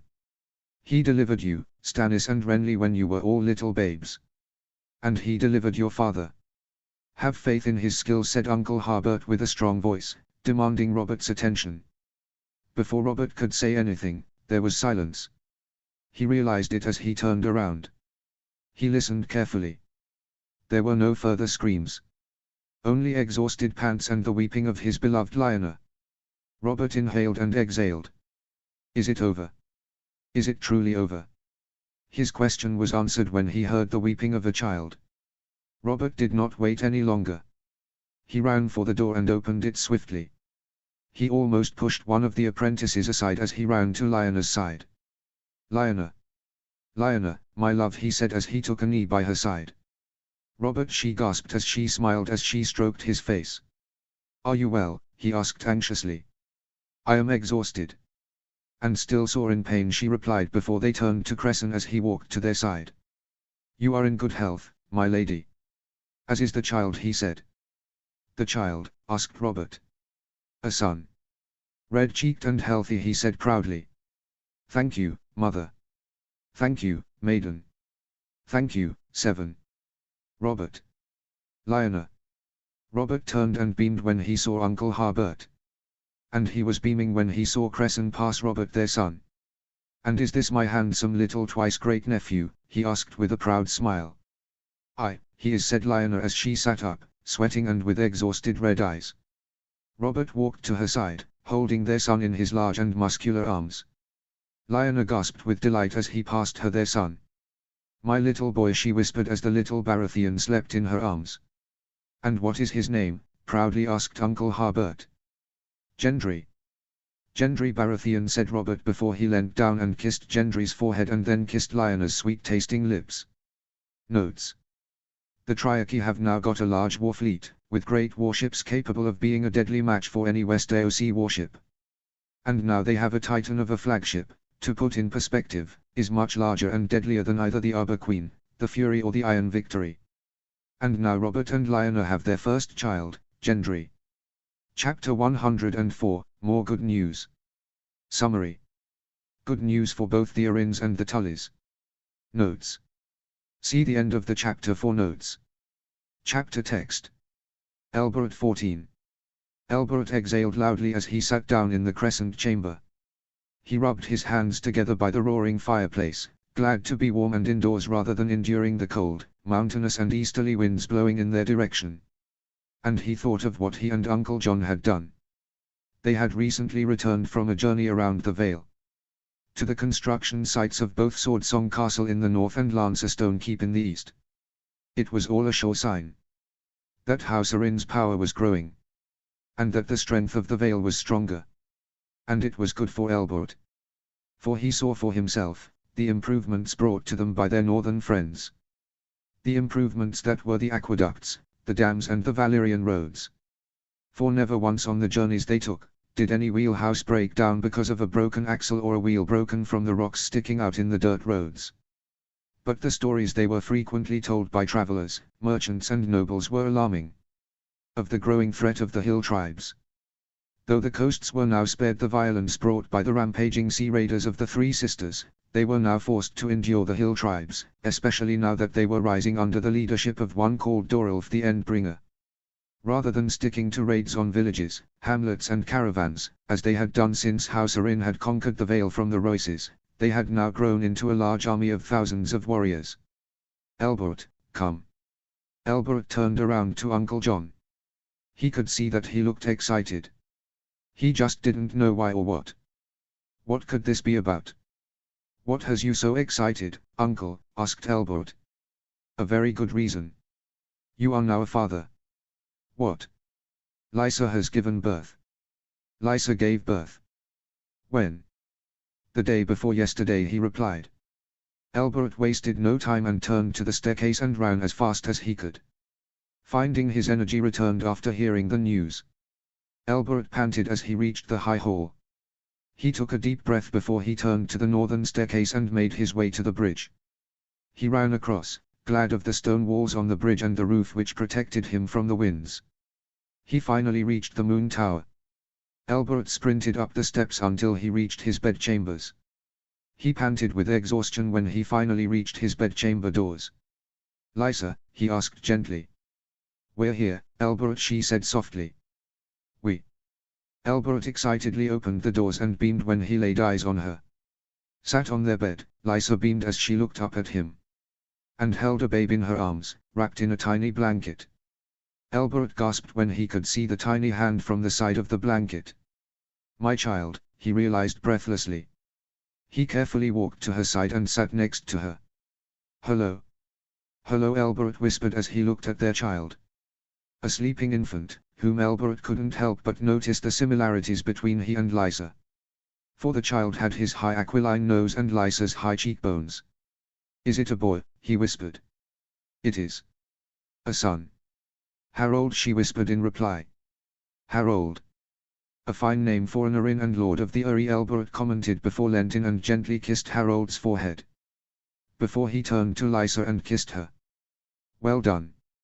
I am so sorry that I couldn't be here for you," he said as he held her hand. She smiled at that before kissing him. "That's all right. Just as long as you are here with both of us from now on," she said. "Of course. I will," he replied before kissing her again. And at that, Uncle John entered. A beaming smile spread across his face. "I see congratulations are in order," he said with pride. "Yes, Uncle. This is Harold Arin, said Elbert. Uncle John joined them and beamed as he looked down at Harold with a happy smile. "A fine boy. My congratulations to you both. A good day for House Arin indeed, today is, now that House Arin's future is totally secured," he said. "What makes you say that, Uncle?" asked Elbert. "As well as this, Ned sent a very generous gift. He recently purchased less than 200 ingots of Valyrian steel and forged them into weapons. He has sent us a longsword. I have just been admiring it in my solar," he said. "A sword of Valyrian steel. Gods, this truly is a great day." "That's wonderful, Lord Arin. Have you decided what to call it?" asked Lysa. "Yes, indeed. It shall be called Talon. But first, I will take it to Dugil and have him forge a grand and worthy hilt for the sword, to reflect the glory and prestige of House Arin, said Uncle John with pride. "It is only right that we now have a sword of Valyrian steel. House Arin has always deserved such a blade. And now, we do." "Brynden X. Sunset Port?" Brynden asked as he looked at the sketches. "Yes. It shall act as another coastal settlement in the west of the Riverlands. Another way to bring in further trade from the north, especially from the Kalin Canal," said Hoster. "What did Walder Free have to say about this?" asked Brynden. "He greedily accepted the coin but demanded that whomsoever does become Lord of Sunseport has to wed a daughter of House Free," he replied. "Of course he did. That weasel is forever trying to get rid of his weasels. Which is only his fault for marrying continually and giving birth to even more. How is it that that old fart is still alive? And how is it that he and his house are all so fertile? Have you considered whom to award the castle to?" "And all others?" asked Brynden. "Whom do you think?" Hoster wondered. "There are plenty of noble houses of the Riverlands whom lack lands. Houses Blantree, Grull, Grey, Keith, Pemford and Terrick are prime examples," said Brynden. 6 in total, Hoster counted on his fingers. 6 indeed. And there is Stony September, Old Stones, Muddy Hall, Nutton, Old Forge, Swinford, Briar White and now Sunset Port. Which comes up to 8, added Brynden. "Perhaps, Old Stones and Sunset Port can be held on to award to spare sons of House Tully in the future. And the rest, can be awarded to those noble houses," Brynden suggested. Hoster nodded at that with a smile. "All of which shall increase the standing of House Tully and the power of the Riverlands," Hoster commented. "As well as living space for our people. The fertile farmlands of the Riverlands give birth to men and women with unnatural fertility," Brynden pointed out. "True. You make good suggestions, brother. I shall invite the heads of those aforementioned noble houses and award them the lordships, once I gain formal permission from the king," said Hoster. "Would the king have any reason to refuse us?" asked Brynden. "No, I don't think so. Should he? I hope not. I just hope that he doesn't try and force his way into the Riverlands by denying us and instead awarding them to whomever he wants to be lords. Are you sure that you are not becoming more paranoid, brother?" "Hoster, I have heard the stories of Rhaegar as king from the Mutongs. They have heard it from Miles Mouton that Rhaegar becomes more paranoid by the day of House Stark and the North and the fact that he fears Ned Stark so much," said Brynden. Hoster pursed his lips at Brynden's words. "I could offer a stipend to King's Landing." "How much?" 20,000 gold dragons. Hoster suggested. Better make it 40. Just to err on the side of caution, Brindon recommended. Hoster nodded before they heard a knock on the door. Enter, said Hoster. The door opened. It was Sir Robin. Brindon could see a wide smile on his face. What is this about? Wait a minute. Is this about Ned's gift to House Tully? It must be. There couldn't be any other reason as to why Robin is so excited. My lords. Herdon has completed the hilt, he said. At that, both Brindon and Hoster stood up. But Hoster was barely able to contain his excitement, Brindon noticed with a grin. Hoster was literally running out of his solar and down to the Great Hall. It is akin to seeing Hoster be gifted his first horse or take part in his first tourney, Brindon thought as he and Robin followed Hoster. Though Brindon was just as excited as he was more disciplined as they walked to Herdon's smithy in the keep.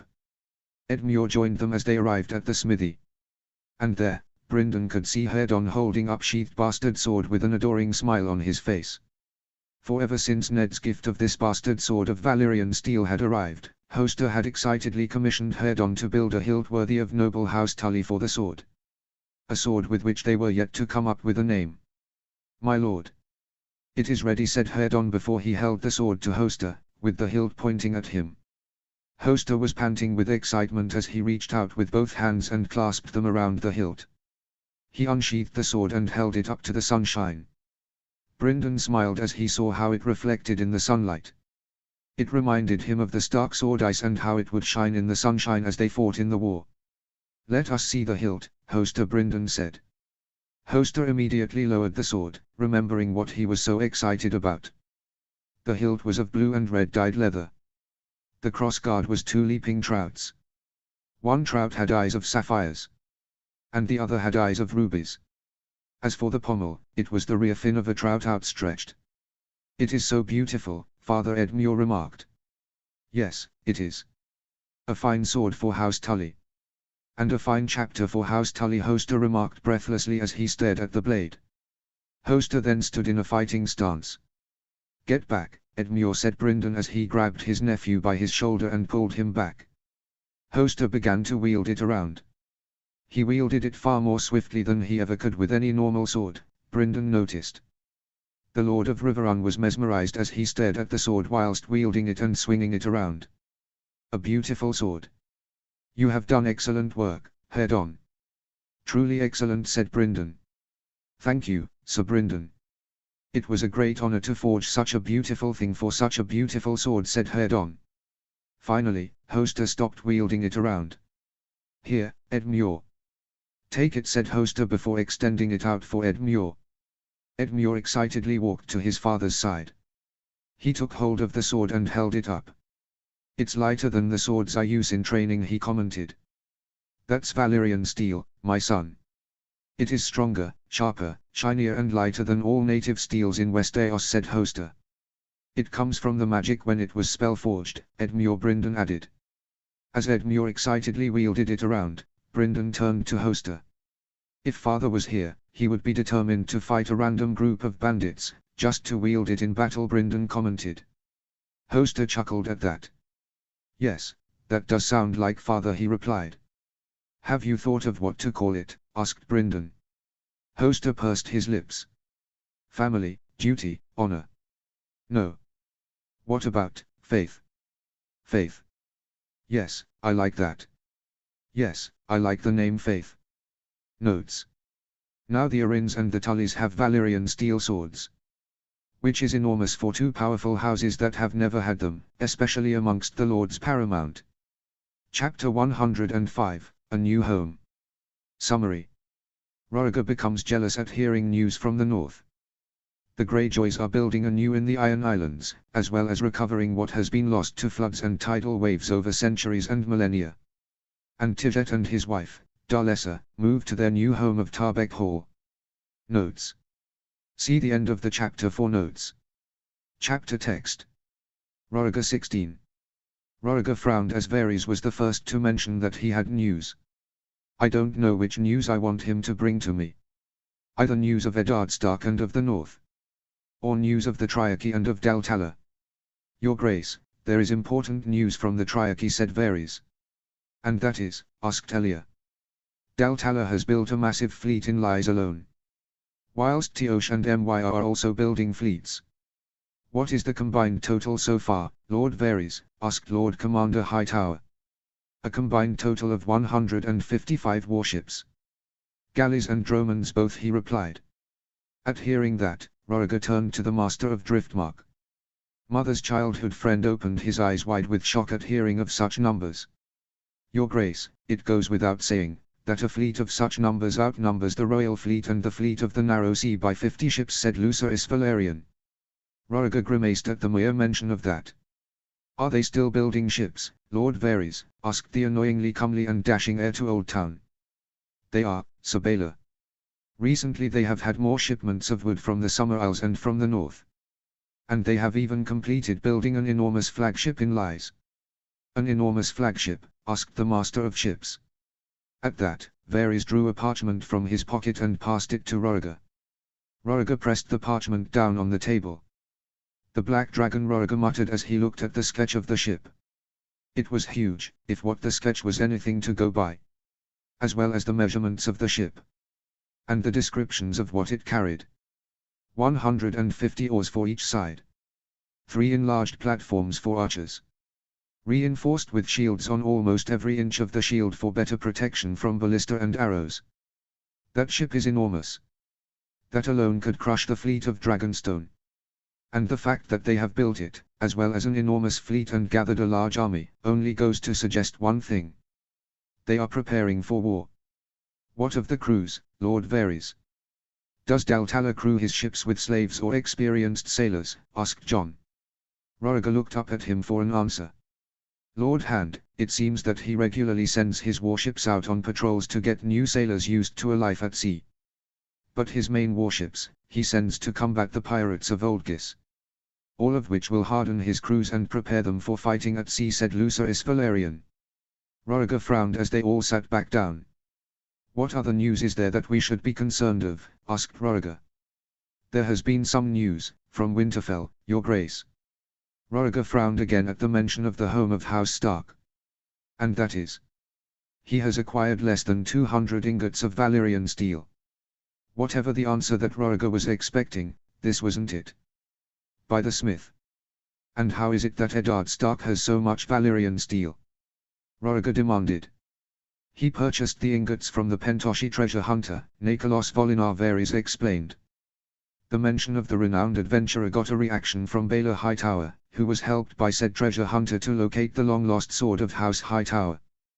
What has he done with this Valyrian steel? Asked Roriger. He hired the services of a brilliant Bravo Sea blacksmith who can reforge it. And he forged over 70 weapons of Valyrian steel. The vast majority of which, he has gifted to his bannermen. The bannermen of the north will be the envy of the realm for this. And the rest? Surely, he hasn't kept the rest for himself, asked Jon. No, Lord Hand. It would seem he also gifted swords to his friends, Jon Arryn, Robert Baratheon and Hoster Tully, before he sold the rest to various families across Westeros, said Varys. Which houses? Roriger demanded. Blackwood, Cricker Hall, Dondarrion, Mallister, Marbrand, Martell, Corgyle, Redfort, Redwine, Rowan, Tyrell, Westerling and Urinwood, said Varys. And House Valerian? Roriger frowned as he turned to Mother's friend. Lord Valerian, asked Roriger. Eddard Stark wrote to me, Your Grace, offering a Valyrian steel sword for 200,000 gold dragons. And I accepted. I have received word this morn that it is in Driftmark now and has been confirmed to be genuine Valyrian steel, he explained. He sold all these weapons to these noble families, and yet did not even think of selling one sword to his king. Is this treasonous, Your Grace? Asked Pycelle. It may not be treasonous, but it is an insult to his king. For though he offered it to some of the wealthiest families in the realm, he did not even think of writing to his king to offer one such sword, said Jon. Harlong 11. These potters and water warlocks of Len have done incredible work, Father remarked. It is foul magic of the East, Father. The drowned god would frown on such blasphemy, said Aaron. It is a test, Aaron. A test from the drowned god to recover this land from the sea, that men might call it home and that we might invoke the wrath of the hated storm god, said father. Ever since they had come on Eddard Stark's invitation, not only had the great Valyrian roads been built, but also Podders, which had recovered 100 square miles of land on Pike, Harlaw and Great Wyk.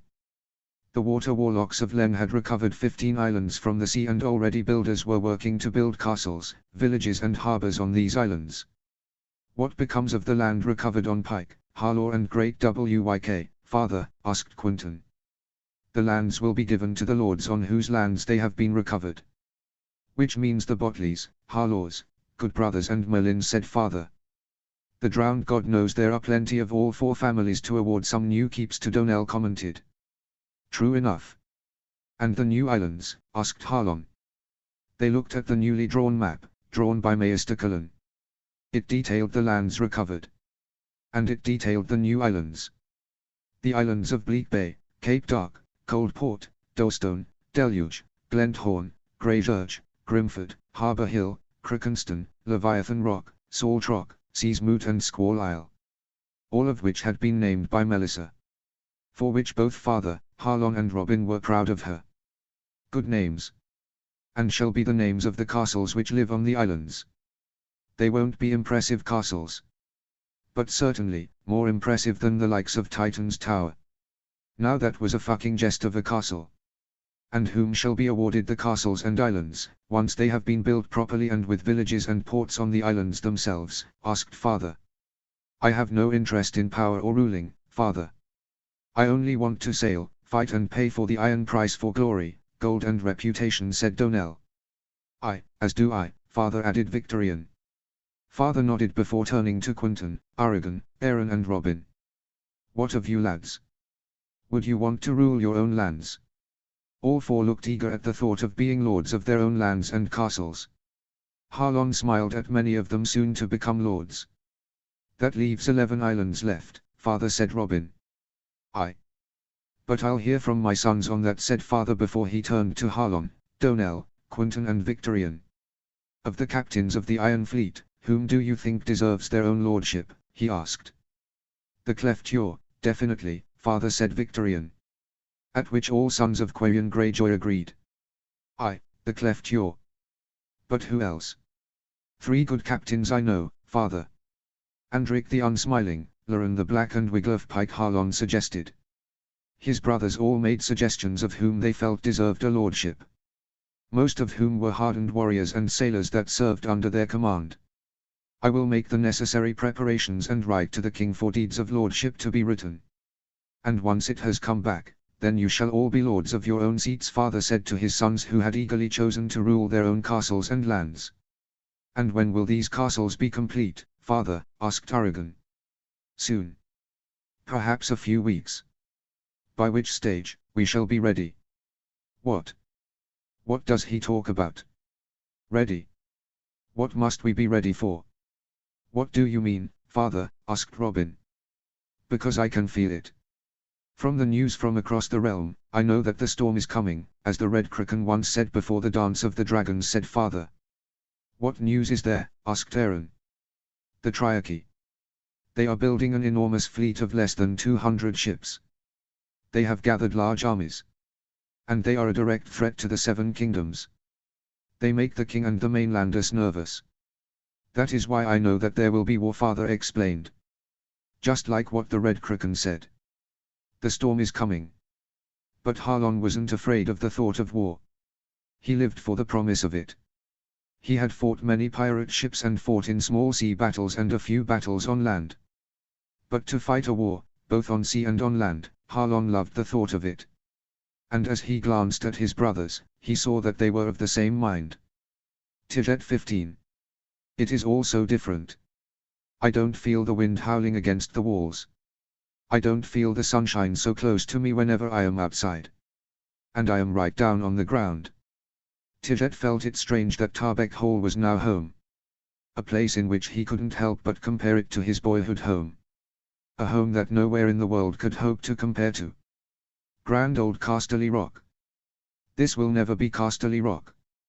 Nor will this ever hold the magnanimous culture and heritage which great House Lannister holds and has held ever since Lan the Clever won the rock from House Casterly. But it is a fine place for a new start. A fresh beginning for House Lanech of Tarbeck Hall. Soon after his wedding to Darlessa, Tijet and she had moved to the newly restored Tarbeck Hall. It had been 20 years ever since Tywine had ordered for Waldaran Tarbeck's beheading, and his surviving grandson, Roger, a boy of 3, was thrown down a well by Amory Lorque, who was later slain at the Battle of Spring Falls by an unknown knight of the north. Tijet glanced around the castle as he set foot inside the hall itself. He climbed up the stairs until he reached the balcony. From the balcony, he looked around the courtyard and the castle. He could see the newly restored walls, towers and 2 outlying villages on the outskirts of Tarbeck Hall, all of which bore the new banners of his house. Tijet had personally chosen his banner for his house and for the future of his family. It was a crouching cave lion, ready to pounce on his prey. The lion itself was gold on a background of blue and white, in tribute to the house that once called Tarbeck Hall home. Tijet smiled with pride when he saw the banners of House Lanech fluttering in the wind. I have a chance now. I have always wanted to step away from the shadows made by the giant of a lion that is Tywine. Ever since father died, Tywine has had the lordship, the glory and the prestige. And I always yearned for a chance to prove myself and make a reputation for myself. I now have this chance. For one day, I will be a father. And I want my children to grow up in a house with prestige and glory, made by me. I want them to tell stories to their own children of pride of me and what I achieved. Tijet.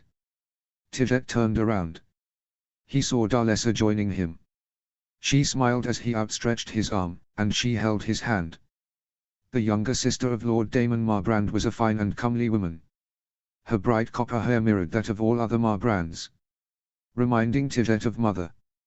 How are you? Tijet asked happily. I am well. And glad to be here at our new home, she said. Oh, was Casterly Rock not to your liking? Asked Tijet. It was beautiful. But it seemed too perfect and too much of a paradise, she replied honestly. Tijet liked her for her honesty, and how she was always courteous to tell him the truth on certain matters. It is true, it is an enormous place to call home. Even at 20, I would find myself wandering into places in the rock I had never set foot in. And when Jenna's weasel of a husband first set foot inside, he was gawping and pawing at everything he saw that shined in the sunlight and immediately came under the assumption that he would be granted a high place at court in Casterly Rock, Tijet recounted, making Darlessa giggle. This is a pleasant place to call home. And once we are settled here, we can take a few tours around the lands, he said. So that our subjects see their liege lord and lady, she asked. Quite so. It is important that one's subjects see their liege lord. And know that I am here to help them if they have any issues, said Tijet. Though Cersei would have nothing to do with this sort of matter. Not when she has always wanted to be a queen. But she thinks not of the responsibilities of one. Tywine taught her the Game of Thrones and what it means to be a Lannister. But he never taught her the duty a Lannister has. Nor did he teach her wisdom. I will be no such father to my own children. I will be a good father. I will spend as much time as I can with my children. I will teach them to take pride in their house and their country. And to not treat their future subjects as a means for coin and power. Notes. Rhaegar is jealous when Ned offers Valyrian steel swords to many rich, wealthy and powerful houses across the realm, but not to the Targaryens. Water warlocks of the Far East and Isozi Podders, a real-life Dutch invention of draining water away to reclaim land, recover land on the Iron Islands. And Tijet doesn't know what to think now that he lives in Tarbeck Hall, after living in Casterly Rock his whole life. Chapter 106, A Battle Against an Old Enemy. Summary. The armies of the Vale confront the hill tribes. Notes. See the end of the chapter for notes. Chapter text. Interlude 11. Houghton Red Fort, Mark Hamill. This is a day of firsts, Houghton had concluded. As Houghton sat atop his horse, Strider, he looked down on the battlefield below, where the assembled army of wildlings, hill tribes and mountain clans were battling the infantry of House Waynwood, commanded by Morton and Donal Waynwood. Houghton sat with the assembled knights of the Vale of House Houghton, as well as the combined knights of the Vale from across the country, all gathered by Jon Arryn for this war against Dorulf the Endbringer. A cunning man, for a wilderling chieftain. And this cunning wilderling had disrupted the order and brought chaos and destruction to the Vale. But Horton was no stranger to war. For 40 years, he had been a knight. At 26, he was named Lord of Red Fort after father's death at the Stepstones when he was slain by Maelys the Monstrous before he was avenged by Barristan the Bold. Horton had killed his first man at 14. It was a wilderling he had slain with a rusty sword in an ambush when travelling through the Vale with father and mother. And since then, Horton had spent his life as a proud and skilled knight of the Vale before becoming Lord of House Red Fort. He had spent his many years as a knight and as Lord of the Red Fort by battling the hill tribes, the Sisterman Sea Raiders, the pirates of the Stepstones and against the Black Fires in the War of the Ninepenny Kings. Horton had not fought a battle since fighting off a crew of Sisterman Sea Raiders attacking a few villages on his lands. But for Horton and for House Red Fort, today felt as though it was a day of firsts. For his eldest, Jasper, a boy of 9, was a squire to Yoan Royce and this was to be his first battle. And it was to be the first time in which Horton would take Ned's gift into battle. A bastard sword of Valyrian steel which Horton had named Steadfast. Horton looked down at Steadfast, sheathed at his side. Steadfast's hilt was decorated with a white gold filigree and red leather lining. Both ends of the crossguard were shaped like towers of the Red Fort, whilst the pommel was shaped like the Red Fort itself. An onerous task to forge such a hilt, but it was one in which good Cerinsteran had finally made with great success. And then, Horton turned to his eldest son. Horton's first wife, Layla, had been unsuccessful in giving birth. She had 4 stillbirths. Several times, he was advised to divorce her and marry again. But Horton could never do that to her. For he loved his wife, Carlina Templeton, dearly. He still loved the memory of her after her passing to a fever. After which, Horton had wed once more. He had wed to Alayla Donijah, whom had given birth to Jasper and to Creighton. Even with the birth of his sons, Horton still longed for Carlina. "Jasper, are you ready?" he asked. Jasper turned to him. Nervously, he nodded. "I am, father." "Just keep by Lord Royce's side, and listen to what you are told," said Horton before patting his son on the shoulder. "And we will celebrate our victory together at the Red Fort." As Horton turned back to face the battle, a distinctive war horn was sounded by Elberatarin. Horton took his lance from his squire, his second son, Creighton. But a boy of 5 had no place on the battlefield. Which was why Creighton was not going to be fighting with him, Horton had decided. "To the battle! As high as honor," roared Elbert. "On to the enemy pricks, lads! As strong as stone!" Horton roared as he held up his lance for all Red Fort knights to see. "As strong as stone," they roared in reply as they took their own lances from their squires. And under Horton's leadership, they charged down the mountainside and onto the enemy. Horton roared as he saw the frightened wildlings as they realized that the knights of the Vale were upon them. These barbarians and cowards have been taught from a young age to fear the charge of the knights of the Vale and to never face us on the open battlefield. They have made that very mistake. Horton's lance snapped after he had killed 2 men with it and charged further into the enemy wildlings. He unsheathed Steadfast. And Horton sliced it across at 2 wildlings charging towards him with rusted wood coping axes. Steadfast swiftly slit the throats of both men. "Thank you, Ned. Your gift is very useful indeed," Horton decided before beheading a 3rd man with a stick of a spear. Horton stabbed another as he charged at him with a rusted sword, followed by a slice of another man's throat.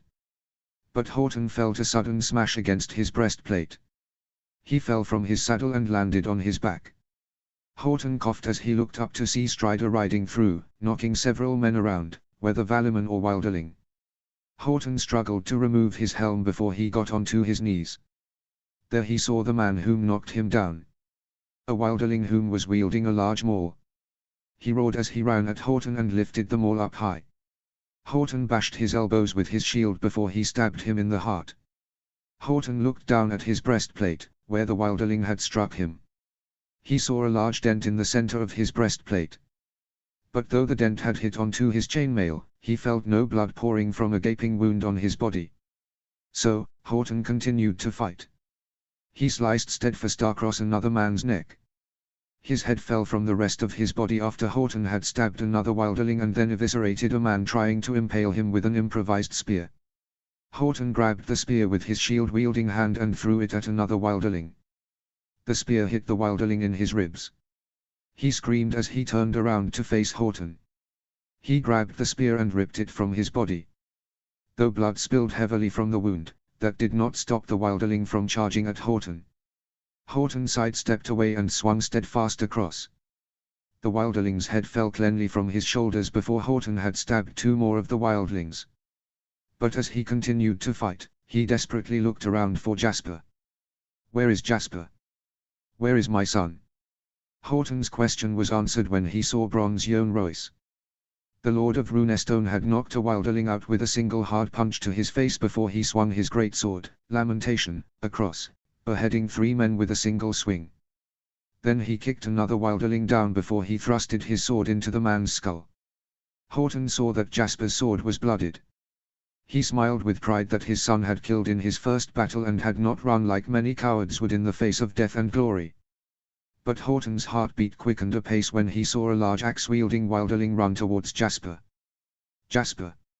No!" Horton roared as he ran. Horton cut down 2 more wildlings before he came closer to Jasper. The axe-wielder swung his axe at Jasper. Horton extended his shield out. The shield was struck from his hand. Horton yelled out as he sliced steadfast across. With his free hand, he pushed Jasper out of the way. Jasper landed on his side on the blooded grounds whilst Horton faced the coward who attempted to kill his son. Horton's blow to his arm had cut his hand off. The wilderling grabbed the axe with his remaining hand. He screamed and roared as he tried to swing the axe at Horton. Horton blocked the swing with steadfast and pulled him closer to him. And Horton drew his dagger and thrusted the dagger at his neck. Blood splattered all over his neck before Horton was ready to fight and kill again. Horton panted with exhaustion as he turned around to see Jasper. He was standing up once again. He too was exhausted. "Jasper, get up. Get up," Horton pleaded fearfully as he took up his shield once again, ready to defend his son until his last dying breath. 2 more wildlings charged at him. Horton swung his shield across at the face of one. The blow knocked him back a few feet, as well as broke his nose. The second man charged straight at Horton, only for Horton to stab him in the heart. He turned to Jasper, who had killed the first man by stabbing him in the neck. Jasper finally stood up, ready with both sword and shield. Until a loud horn was sounded across the battlefield. Horton turned to see both Jon and Elberetarin walking to the center of the wildlings. Both of whom were holding up white flags. What in the 7 hells are they doing? These barbarians and wildlings know no honor. They will never honor a peace or a truce. Notes. Rather than wipe out the hill tribes and exterminate all of them, Jon and Elbert decide to convince them to swear fealty to Hauserin and live peacefully in the Vale, like the mountain clans of the northern mountains. Chapter 107, Painful Love. Summary. Baelor meets Elia one night in the Red Keep. Notes. See the end of the chapter for notes. Chapter text. Baelor 12. Baelor yawned as he reached for his cup. He took a small sip of the water before looking back down onto his work. He nodded before gathering all the necessary parchments together and folding them and sealing them into an envelope. His work as Master of Farms currently involved the recording of all harvests from across the 7 kingdoms in terms of food production and wine production. With the building of new farms and plantations across the Riverlands, the North, the Vale and the Stormlands, there was an enlarged food production in harvests from the reports sent to him. All of which meant less coin spent on food from the reach from these kingdoms. Mace shall be annoyed at the lack of coin from these kingdoms for food. Now that they have become almost self-reliant in food, then there will be less coin to spend on food and wine from the reach. Except for Arbor Gold. That will always be in popular demand. Baelor finally sealed the reports in an envelope, preparing to show them to the king in the next meeting of the small council. Now completed, Baelor finished the last of his drink and held his hand up to his head. Gods, all this work is giving me a headache. I need a quick walk and some more water before I retire for the night. Baelor looked around and spotted his steward, Tancred Costain, telling the servants that they may retire for the evening. Tang cried, I am going for a quick walk before I return for bed. Can you leave a pitcher of water for my return? Of course, my lord, said Tang cried.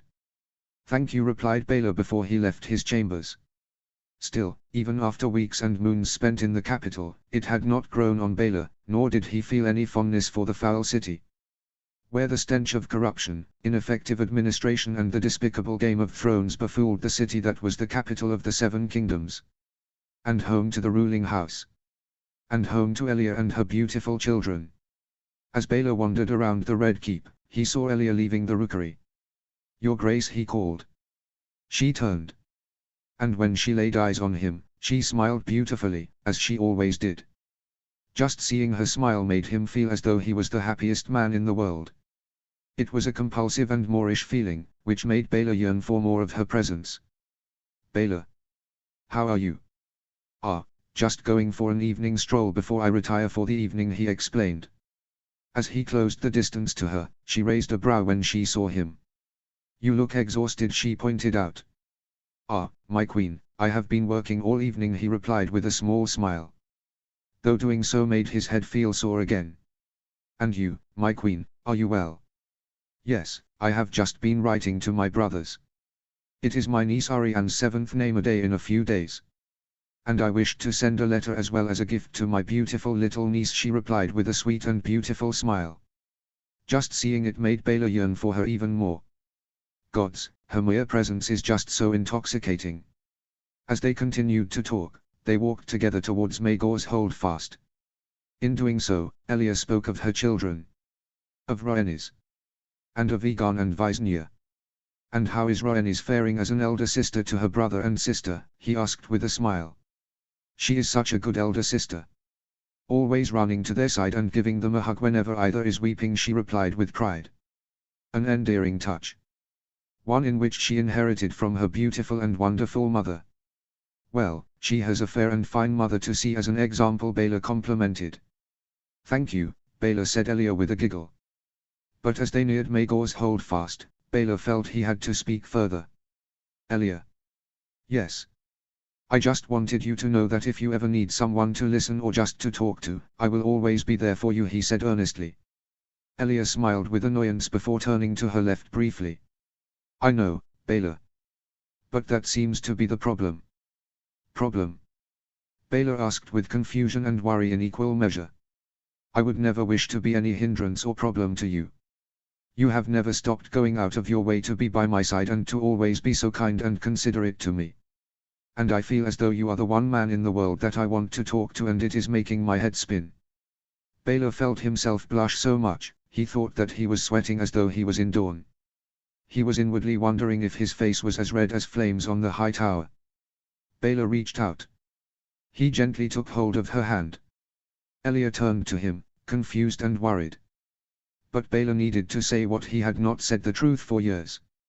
Since he had seen her for the first time in years at Harrenhal. And even before then, when she and Oberyn first visited Old Town. Elia, I am a fool. I should have told you the truth years ago, but I was weak and cowardly back then, he admitted. What truth? I love you, Elia. I have loved you since the day I first met you in Old Town. And since then, I could never marry another woman, for she would never be you. It was foolish of me to crown you my queen of love and beauty, but if I did not, I would only have been lying to myself and to you. For I love you so much. With every word he spake as he confessed to her, he felt his eyes moisten with tears. For the words he had longed to tell her and yet could never bring himself to tell her out of fear of rejection. But now he didn't care. For he loved her more than he loved himself. Baylor, she whispered. Baylor gulped and inhaled and exhaled nervously as he prepared himself for whatever words she would speak. What he didn't expect was how she stood on tiptoe and leant in and gently kissed him on the lips. Baylor gasped as she broke from the kiss. Elia, he whispered. Still, he held her hand. He leant down and reached for her beautiful and gentle face with his free hand. He ran his hand through her beautifully curled and sweet-smelling hair whilst he longingly kissed her. He felt his heart beating quicken as she reciprocated the kiss and reached around him with her own hands. I am kissing her. Gods, I am truly kissing her. Baylor felt as though he wanted to hold her and kiss her on the spot for the rest of his life. Baylor couldn't think of anything but Elia. Not of Roger discovering this.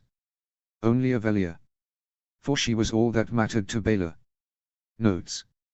Elia deserves better than what she got in canon. Roger ditched her for being infertile and went off for someone younger and prettier to be his broodmare.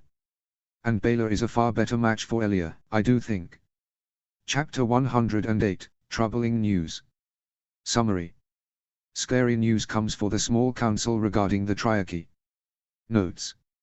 See the end of the chapter for notes. Chapter text. Lucerys 12. Sat in his solar, Lucerys beamed as he looked at the newly completed weapon of House Valerian. A longsword of Valyrian steel.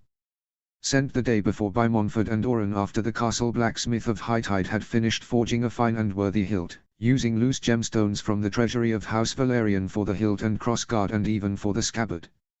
A sword of Valyrian steel.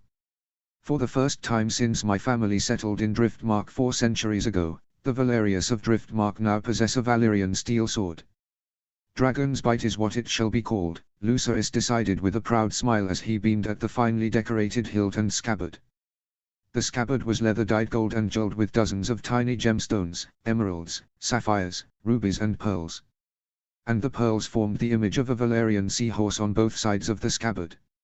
Even the words of House Valerian were engraved with rubies along the spine of the scabbard.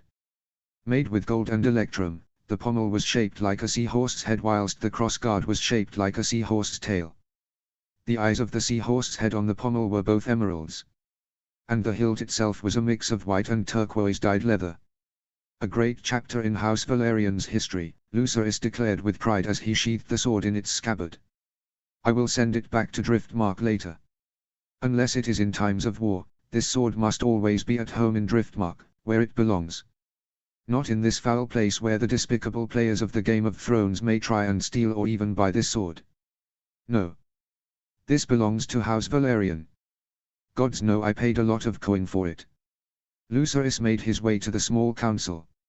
As he arrived, he saw, as usual, both Lord Commander Hightower and his great-nephew, Sir Baylor in attendance. He smiled and nodded to both before he stood behind his chair. He noticed Sir Baylor had a sealed letter in front of his chair. Before he could enquire, he heard the doors open. And then came the King, the Queen, Rolla, John Connington, Miles Mouton, Richard Lunmouth and Pycelle. Where is Varys? Why is he not here? Is Varys not here? Asked the king. He is not, your grace, said the Knight of Skulls and Kisses. The king shrugged before he sat down. Lucerys sat down soon afterwards and looked up at the king. Sir Baylor, you had a report ready on the harvests of the 7 kingdoms, asked the king. I do, your grace, he said before breaking the seal of the envelope and passing it to the king. The king opened it. Lucerys was glad to see the way he nodded with a smile. Good. I am glad that the realm shall never starve should winter come any time soon, said the king. We have at least 5 years of that before any winter should come, your grace, as told to me by my colleagues back at the citadel, said Pycelle. 5 years is more than enough time to gather more harvests and ensure a steady production of food and drink for all the 7 kingdoms, should any winter be a dire problem, said Lucerys. Even so, Lord Valerian, there is 3 years' worth of grain in the capital alone, for winter. Though should the next winter come and there is still that same amount of grain in King's Landing, then it would be dire circumstances, said Sir Baylor. Could glass gardens be built in places where there is a lack of fertile farmland? Such as Dorne, the Vale and the Iron Islands. Miles Mouton suggested. We could, however the only glass in the known world comes from Myr, said Rolla. At the mention of that free city, there was a brief silence in the small council. But it came to an end when the king turned to the Grand Maester. Pycelle, I gather there has been a civil conflict taking place in the Vale. Indeed, your grace. Lord Arryn has been leading the army of the Vale to restore order in the Vale after the barbaric hill tribes and wildlings fell under the command of a barbarian called Dorolf. They have since defeated them, though Lord Arryn did offer them protection and a peaceful existence under Arryn rule rather than slaughter them openly. A very generous proposal. And a wise one also. To guarantee peace in the Vale. And to ensure that the hill tribes will never again trouble the civilized peoples of the Vale, Lucerys thought with approval of Lord Arryn's actions. But it was interrupted when the doors opened. Lucerys looked up. It was Varys. And he looked concerned. I have never seen the spider look so concerned. What could this be? Your Grace. My apologies for my lack of punctuality, but I received an important song from my birds in lies today, which I had to spend time to confirm that it was true. Why? Is this news terrible, Lord Varys? Asked the Queen. Yes, my Queen. Very terrible indeed, he said before he took his seat. What news did your birds bring you, Lord Varys? Asked the Hand of the King. Varys Daltala has in his household a guest. A guest known only by the name of Maegor. I felt that there was some damning mystery behind this man, known by some as Maegor the Mauler. I have now found it. What mystery is this, Lord Varys? Asked Richard Lunmouth. His true name is Maegor Blackfyr, the son of Maelys Blackfyr. No. That is impossible. Sir Barristan wiped out that treacherous line years ago at the Stepstones. A fearful silence filled the small council at the mere mention of the name Blackfyr. Lord Varys, that cannot be true, said the Hand of the King. It is, my Lord. Hand Varys replied forcefully. You said you have evidence of this, Lord Varys. What evidence is it? Asked Lucerys. At that, the Master of Whispers drew 3 parchments from his robes. He passed them all to the Grand Maester. Pycelle cleared his throat before he began to read from the first one as he put the other 2 down for the time being. All eyes turned to Pycelle as he began to read. To my Lord Regaria, the rumors of Daltala's ward are not unfounded. The Blackfyr boy is a vicious and violent young man. As brutal as his father and as unsmiling as Igor Bittersteel. Though the promise of your daughter being his queen one day when he inevitably takes the Iron Throne is tempting, it is a poor prospect for any good lord of noble standing who does love their daughter so. That being said, Daltala will find a match somewhere for his ward, a pure and Valyrian one, he has made it abundantly clear. Yours faithfully, your friend, Getharis Dolorys. Lucerys gulped as he heard the contents of the letter. Give me the other 2 letters, Grand Maester, said the King. The Grand Maester did as he was bid and passed those 2 to the King before handing the letter he had just read out to Lucerys when he outstretched his hand to him. Lucerys frowned when he saw the seal of the minor noble family of House Dolorys of Lies. It is true. Maegor Blackfyr lives. Elia 17. In his solar, Elia saw the look on Roriger's face. And how fearful he was.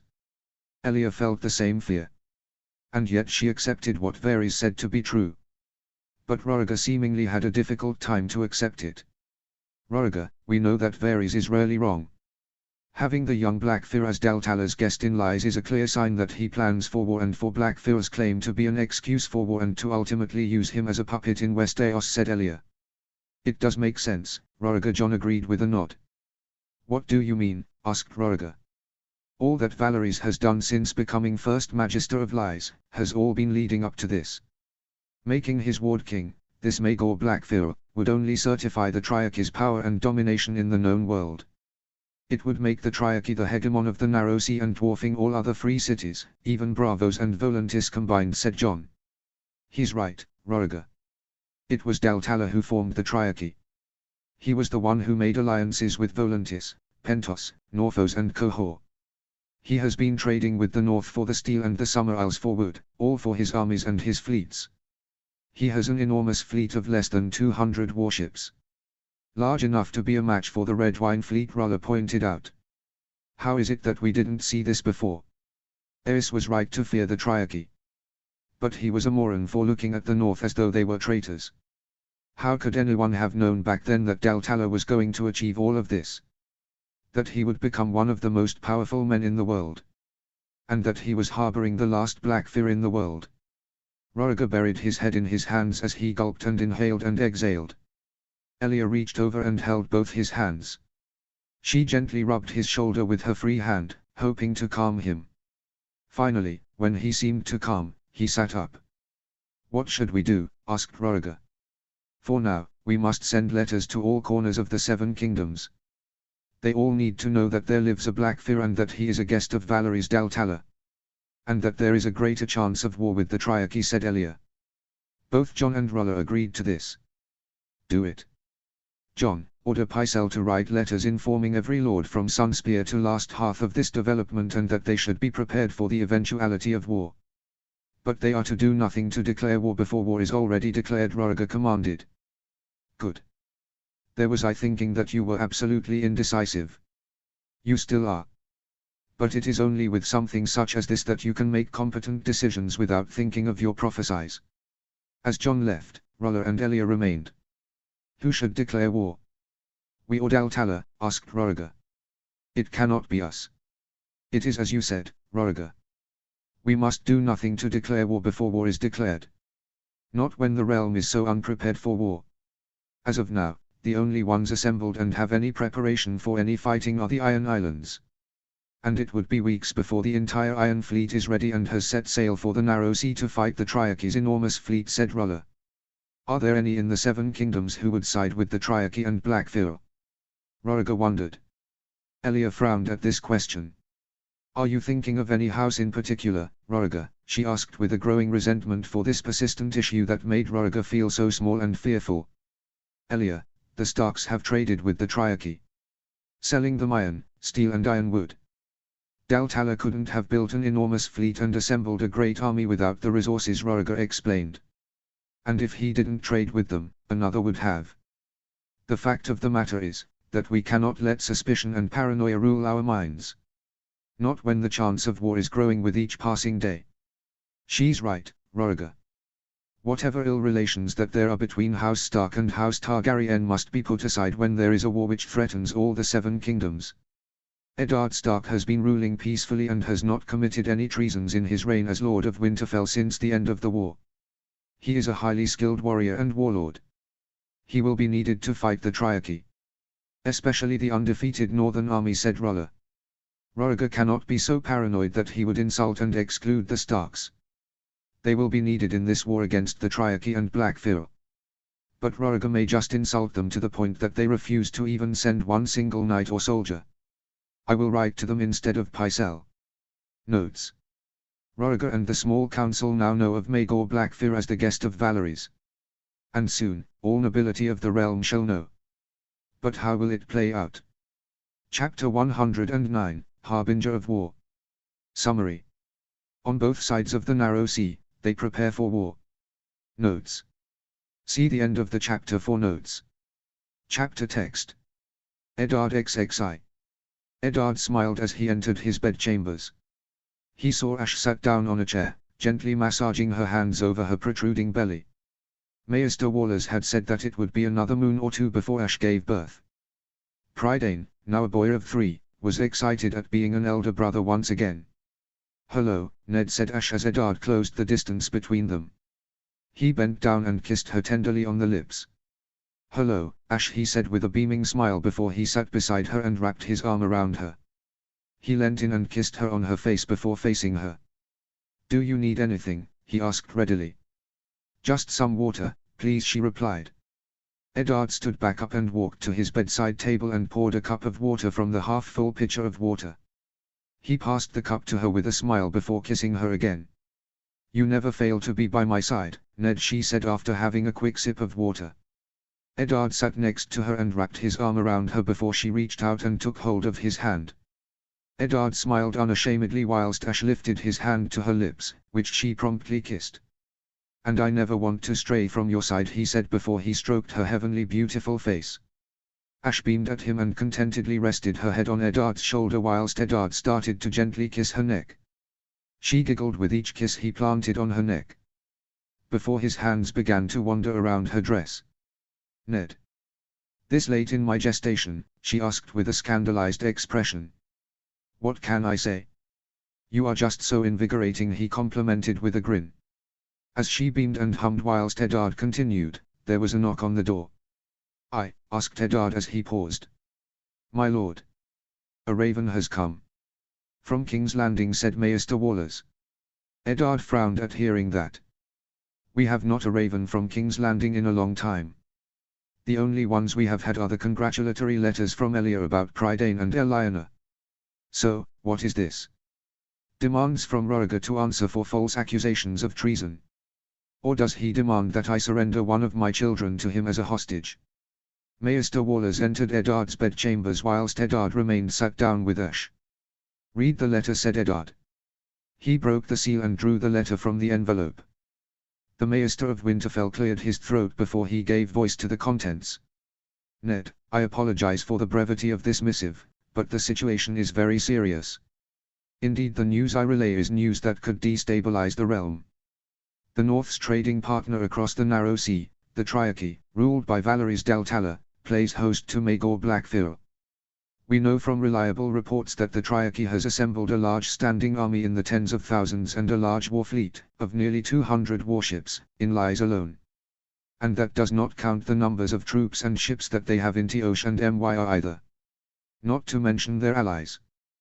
The small council suspects that they intend to use Blackfyr's claim to declare war, and if successful, Deltala would make Blackfyr his puppet and further establish his authority as the unquestioned power of the Free Cities and the Narrow Sea.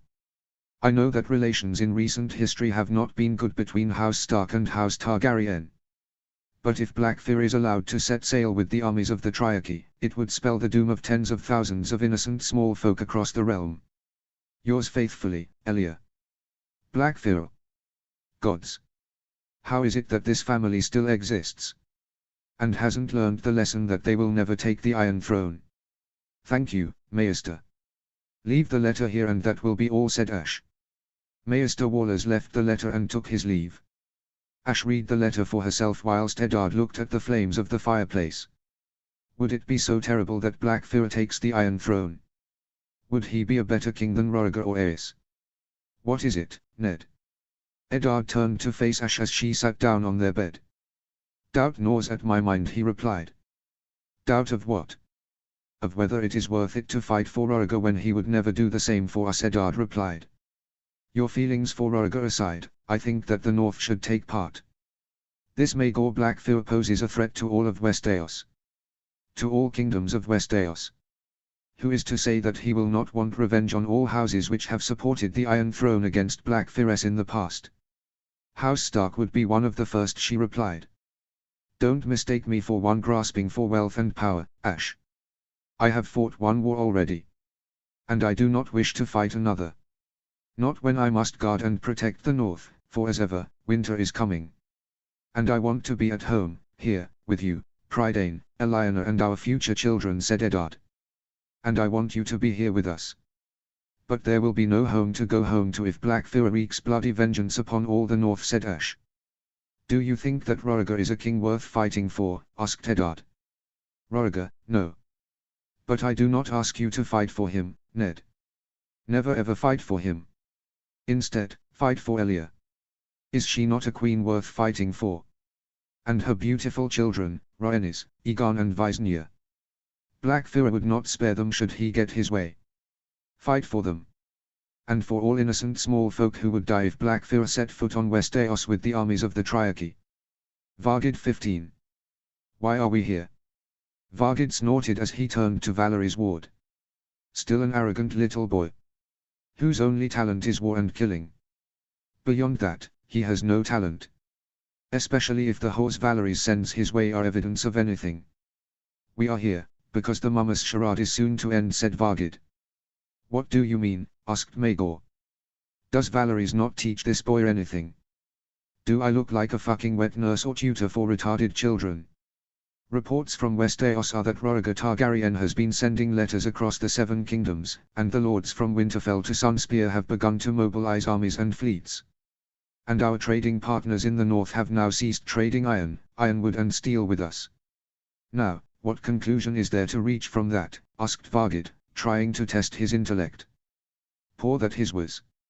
I don't fucking know, Blackfyr snapped. Vargid rolled his eyes at his arrogance. The conclusion is that Valerie's deception at hiding you and your name for all the world has been revealed. They now know that you exist. And so, the time has come for you to take up your birthright and lead an army alongside the armies of the Triarchy, Vargid explained. What is your meaning? Why would I not lead an army of the Triarchy? How stupid is this boy? How will he survive as king without resisting the urge to kill or fuck anything that arouses his anger? Come to think of it, he never resists any urge. He just does as he pleases and damns the consequences. You do not serve the Triarchy. And therefore, you cannot lead any army of the Triarchy into battle. Not from lies. Not from Myr. And not from Tiosh, said Vargid. That still doesn't explain the reason as to why we are here, Black Fear demanded. Vargid rolled his eyes once again before he caught sight of it. He smirked. Finally. This little boy was beginning to irk me to the point that I would have buried him alive in the sands here. Perhaps the West Aosis will do that for me. But only once he has gotten some poor lies girl with child, though she wouldn't have given her body to him willingly. Do you see this? He looked ahead at the largely fortified camp, which stretched out for a few miles. Of thousands of tents and thousands of men, horses and elephants. Yes, what about it? Do you see the banners? Mercifully, for Vargid's patience, he saw the banners. And he grinned. The gold-colored banners of the Golden Company hung from the palisade walls and pickets surrounding their fort. And they had arrived, just in time for the election for the next Captain General of the Golden Company after the death of Sigoran Gardiner, who was slain in battle against a horde of Dothraki whilst the Golden Company was on a contract from Volantis. Who are you? Demanded two guards at the entrance. Messengers from the Triarchy and from Valerie's Daltala. Vargid snapped with the same arrogance that graced their lips, as it once did for Vargid when he was but a sellsword as they were. And your names? Asked another. I am Vargid Mariner. Go tell Ardine Lansdale, Vargid snapped. One of them left to inform Ardine, whilst Vargid, Maegor and their small entourage of mounted soldiers and slaves had rode inside. Who is Ardine Lansdale? Asked Maegor. An old friend. We fought together in the disputed lands. And the last I heard, was the commander of the company's knights. They walked together to the center of the fort. And, situated in the center, like all other elections in the Golden Company, was the Golden Skull's banner. Look carefully, Black Fear boy. And you may just see the skull of your late father. And perhaps even the skull of his cousin, whose own head he ripped off with his bare hands. Many gossiped and chattered amongst themselves when they saw the arrival of Vargid and Maegor. Several of them, whom had been in the company long enough, had recognized Vargid when they saw him and when they walked closer to the Golden Skull's banner. Vargid. Vargid turned around and smirked when he saw the familiar face of his old friend, Ardine Lansdale. Vargid Mariner, you have risen up high in the world since last I saw of you, said Ardine. Indeed, Ardine. And here you are, all assembled to vote for a new Captain General, said Vargid. Indeed. Come to pay your respects. Or have you come to join? Realized that the life of a Gonfalonier is not as perfect as it may seem in pure and perfect lies, asked Ardine with a grin. No, I come with an offer from the Triarchy. And to introduce you to this young man, who has a special interest in today's events, he said. And who are you, boy? Asked Ardine. Being referred to as boy came as an insult to Black Fear. Vargid knew that before the word boy had crossed Ardine's lips. So, he stopped Black Fear by placing his arm in front of him, halting him from doing anything stupid. This is Maegor Black Fear, Ardine, Vargid replied before he nodded to Maegor. Maegor unsheathed his sword. The sword of House Black Fear, which had slain thousands of men since the days in which Egon the Conqueror wielded the blade. And then when Egon IV awarded the sword to his eldest bastard, Demon Black Fear. At the mention of the name Black Fear, and the sight of the very sword that was last wielded by Maelstrom and Strauss, dozens and hundreds of officers and knights of the Golden Company all gathered and gawked at the blade and at Black Fear. I come with an offer from the Triarchy. Ships, arms and gold, chests of it for every worthy man of the company. If you will take up arms and fight to avenge the exiles and humiliations inflicted upon you all and fight for the claim of brave Maegor Black Fear, that he might be sat on the Iron Throne. For which, all nearby men of the Golden Company cheered. Lucerys 13. Lucerys sat down as the king sat down in the small council. All but the Grand Maester were present. As he did so, he thought of the chance of war. The last reports from Varys had been that the armies of the Triarchy were gathering more recruits as well as hiring sellswords. And the fleets were conscripting men to serve aboard their ships and taking slaves as rowers aboard these ships. And the armies and fleets of their allies of Volantis, Pentos, Qohor and Norphos were mustering and preparing for war also. Lucerys had hoped that there would not be another war in his lifetime. He had heard the reports from Montfort after the return of House Valerian's army after the Battle of Ormstead. Of the 3,500 men that sailed from Driftmark for war with the Northerners, 2,400 had returned, and of those 2,400, 300 were wounded still. Oran had written to Lucerys that they possessed a war fleet of 40 warships, 3,000 good sailors and 2,500 men capable of taking up arms on land. Though Lucerys was proud of what they had accomplished since he had taken the steps to restore House Valerian's former prestige, wealth and power, he was fearful that all of that could be lost in this war just as it had in the Dance of the Dragons. "What news is there from the Lords Paramount?" asked the king. "Armies are being gathered and trained for war, and ships are being built and sailors are being trained, your grace." "From dawn to the north," said the Lord Commander of the King's Guard. "But we have no way of knowing what armies and fleets Blackfyr and Daltala will bring into this war, your grace, nor where they would invade," said the Hand of the King. But it was then that the one absentee had entered the small council. Lucerys looked up at the Grand Maester as he entered. His face was twisted in an expression of terror and fear. His hands trembled as they held on to a letter. "Your grace, a raven has just come from Lies," he said.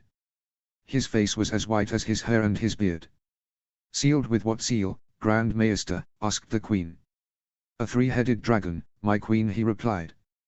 "Then this is truly definitive proof. Maegor Blackfyr lives.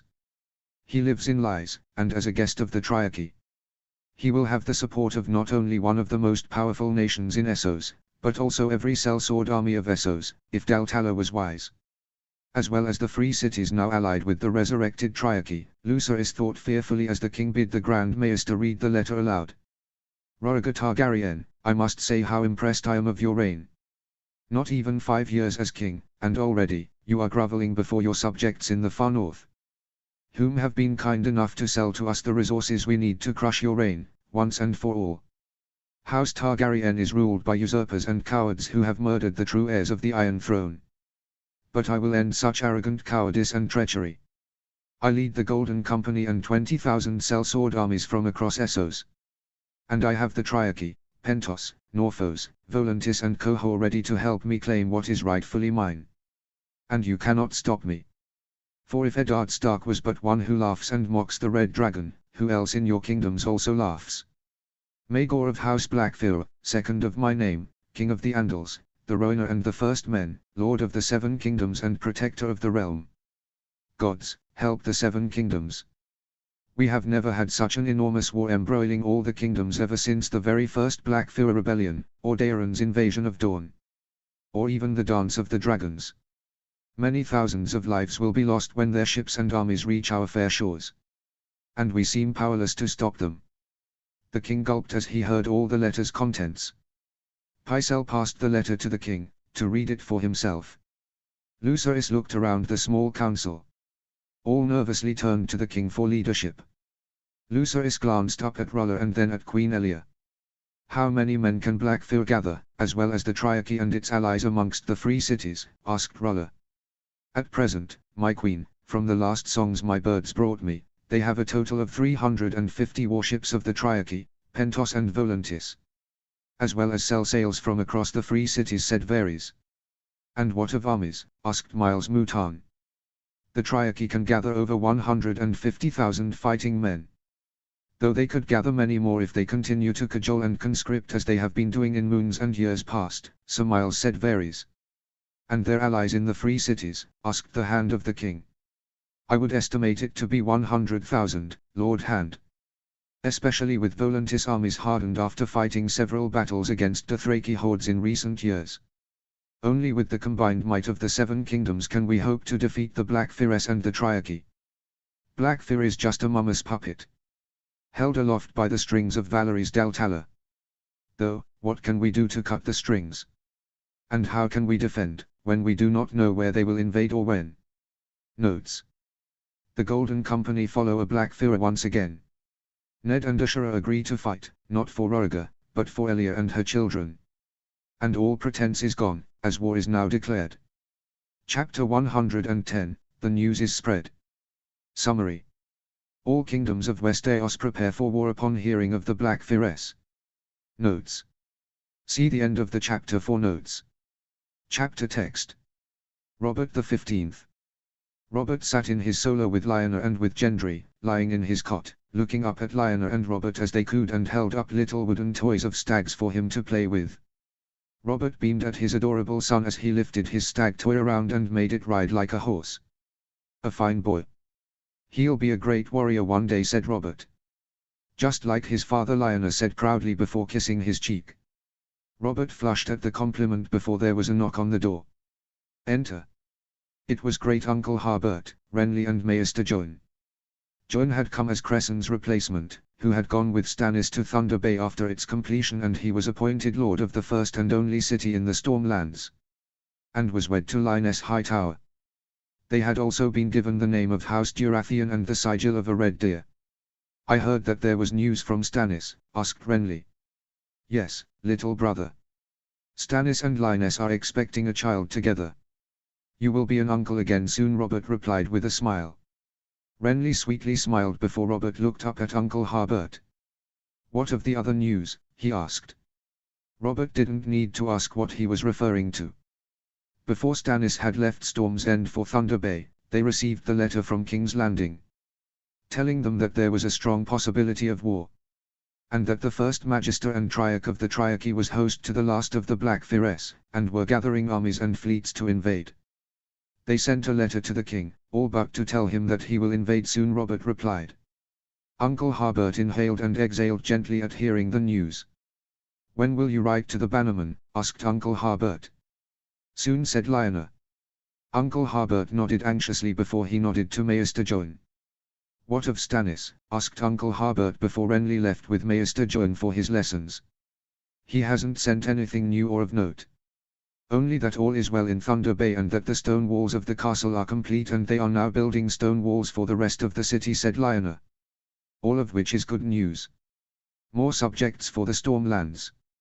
And a trading hub for the Stormlands that shall bring prosperity to the Stormlands that the Weeping Town could never bring.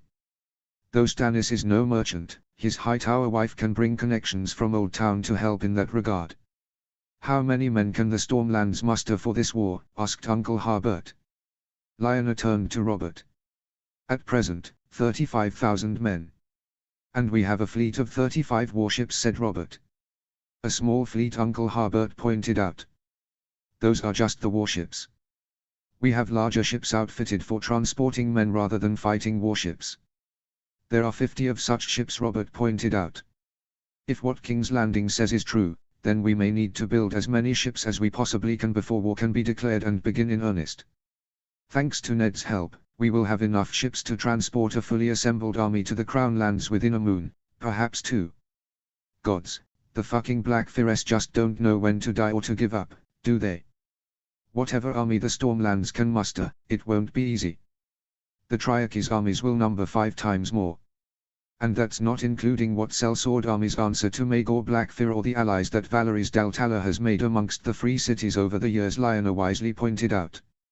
"True, though they are soft, the men of the free cities. They have been over-reliant on sellswords doing their fighting for them for centuries," Uncle Harbert pointed out, knowing from fighting there like in the War of the Ninepenny Kings. "I agree. One Stormlander warrior can best 4 warriors of the free cities before his wounds get the best of him," Robert said with patriotic pride. "And I would say the same of the Northerners, especially after the war. Which you know full well, my love," Lionel added with similar pride. "Indeed, my love. Indeed. In terms of ships, how many more can we hope to build before war begins in earnest?" asked Uncle Harbert. "Davos Seaworth tells me that his shipbuilders can build another 3 transport ships and an additional 2 warships before the end of the next moon," said Robert. 5 ships. I had no idea that Gustvold could produce so many ships at once," Uncle Harbert remarked with surprise. "Thanks to letting the Ironborn build a trading post in his lands, the Ironborn have provided him with good shipbuilders and the methods to build them.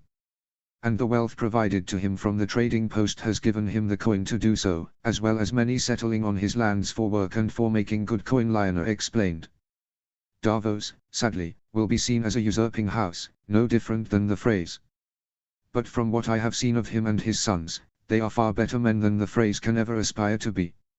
I hope that if this does come to war, Davos and his sons will prove them all wrong and prove themselves worthy vassals of House Baratheon and a welcome addition to the Stormlands, as I know them to be. Elbereth 15. Has there been news from cousin Denise, uncle? Asked Elbereth as he and Lysa were sat in the nursery, looking down at Harold, fast asleep in his cot after playing with his mother and father. Some. Alyssa has given birth to a daughter whom they have named Shara. And they have finished building the first few ships of their own fleet, bearing the banners of House Denarin, said Uncle John. Elbereth glanced at Lysa when he saw her frown slightly. And what of Uncle Hubert? Asked Elbereth. He is settling well in Lancerstone Keep. Glad that at last, the Hardungs finally have a place to call home.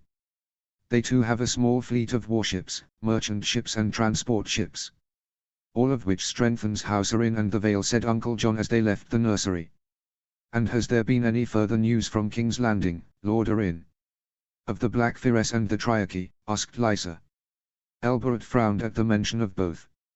And at the thought of going to war again. I have fought in one war. It was a bloody war. I saw good men die at my side. My friends and my comrades. And I killed many men in 4 battles. I do not want to go to war again. Especially against the fully assembled might of nearly all of the free cities.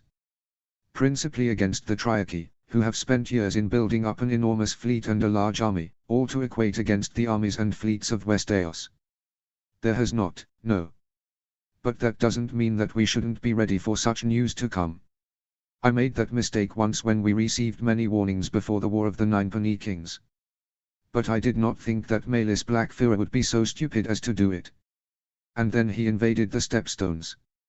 I will not make the mistake of not being prepared for war, even if it is just a threat and a warning to the Triarchy and the Blackfyres, Uncle John said wisely. What do you think should be done for the war, Uncle? Asked Elbereth. A good question, said Uncle John as they entered his solar. Uncle John led them to the map of Westeros in his solar. He pointed at the Crown Lands. In previous Blackfyre rebellions, they have always started their conflicts in the Crown Lands. Maelys the Monstrous was the exception when he took the Stepstones. But, what of Maegor Blackfyre? Asked Lysa. Uncle John frowned as he shrugged his shoulders. I do not know. For none of his Blackfyre ancestors ever had as many powerful allies as the Triarchy. Especially when the Triarchy has spent years, preparing for war, Uncle John explained. And how many men and ships can the Vale muster, Uncle? Asked Elbereth. In terms of armies, we can assemble an army of some 35,000. Perhaps 38,000 or even 40,000, depending on the mood of the hill tribes, now that they have sworn allegiance to House Arryn and the Vale, said Uncle John. And then ships. Our coastal houses of Waynwood, Royce, Grafton, Hardang, Denarin, Melcombe, Linderley, Coldwater, Belmore, Waxel and even the Three Sisters, can assemble perhaps 50 warships and 40 transport ships. Will that be enough, should they invade the Vale? Asked Lysa. More than enough, yes. No foe has dared invade the Vale since Visenya Targaryen and her dragon invaded. All for good reason. The fighting men of the Vale know these lands better than they ever could. And there is barely anywhere in the Vale for an enormous army to fight on a battlefield. So many advantages to turn the land against any invader. But that is what comes to mind for a wise and logical commander. I have lived long enough to know that it is easy to forget that not all commanders are clever men. Elbereth looked up at Talon. The Valyrian steel sword of House Arryn. A beautiful bastard sword that had been gifted by Ned. And one in which both Elbereth and Uncle John had taken great pride in wielding on the practice yard. Dugilstone had forged a beautiful hilt and crossguard for the sword. The hilt itself was forged all of silver. The crossguard was shaped like a falcon's outstretched wings. The pommel was shaped like a falcon's head. The falcon's eyes were sapphires. And the talons and beak of the falcon were all gold. It was a sword in which Elbereth felt proud to wield on the practice yard. And Uncle John certainly wielded it with pride at the Battle of Iron Oaks against the assembled might of the hill tribes in their rebellion. But the more that he thought of war against the Triarchy and the Blackfyres, the more Elbereth felt that this sword would once again be taken into battle against this enemy of all of Westeros. Tijet 16. Tijet cut his sword down on Sir Eric's sword. Before he could reach for his dagger, Tijet pressed the point of his sword against Sir Eric's chin. Let it never be said that your lion's claws will ever dull, my lord, said Sir Eric. Tidjet chuckled at that as he sheathed his sword before shaking the hand of his newly arrived master of arms. I might be the founder of House Lanark, Sir Eric, but I will always be a Lannister of Casterly Rock at heart, he said with pride. And my heart will always yearn for my boyhood home. To see the towering and great heights of the rock from down below. And to look at all the world beneath me as I stand at the top of the great and mighty rock and feel the winds blow against me, as though the gods throw this wind against me in an act of jealousy for not being a Lannister like me. It had been a moon since he and Darlessa had come to Tarbeck Hall. And though Darlessa had acclimatized to living there, Tidjet still felt a longing in his heart for Casterly Rock and for his favorite places in the rock which were part of his childhood. I miss home dearly. But I am lord of Tarbeck Hall and of House Lanark now. My mind must be focused on being just that. Tidjet had since employed a household for Tarbeck Hall.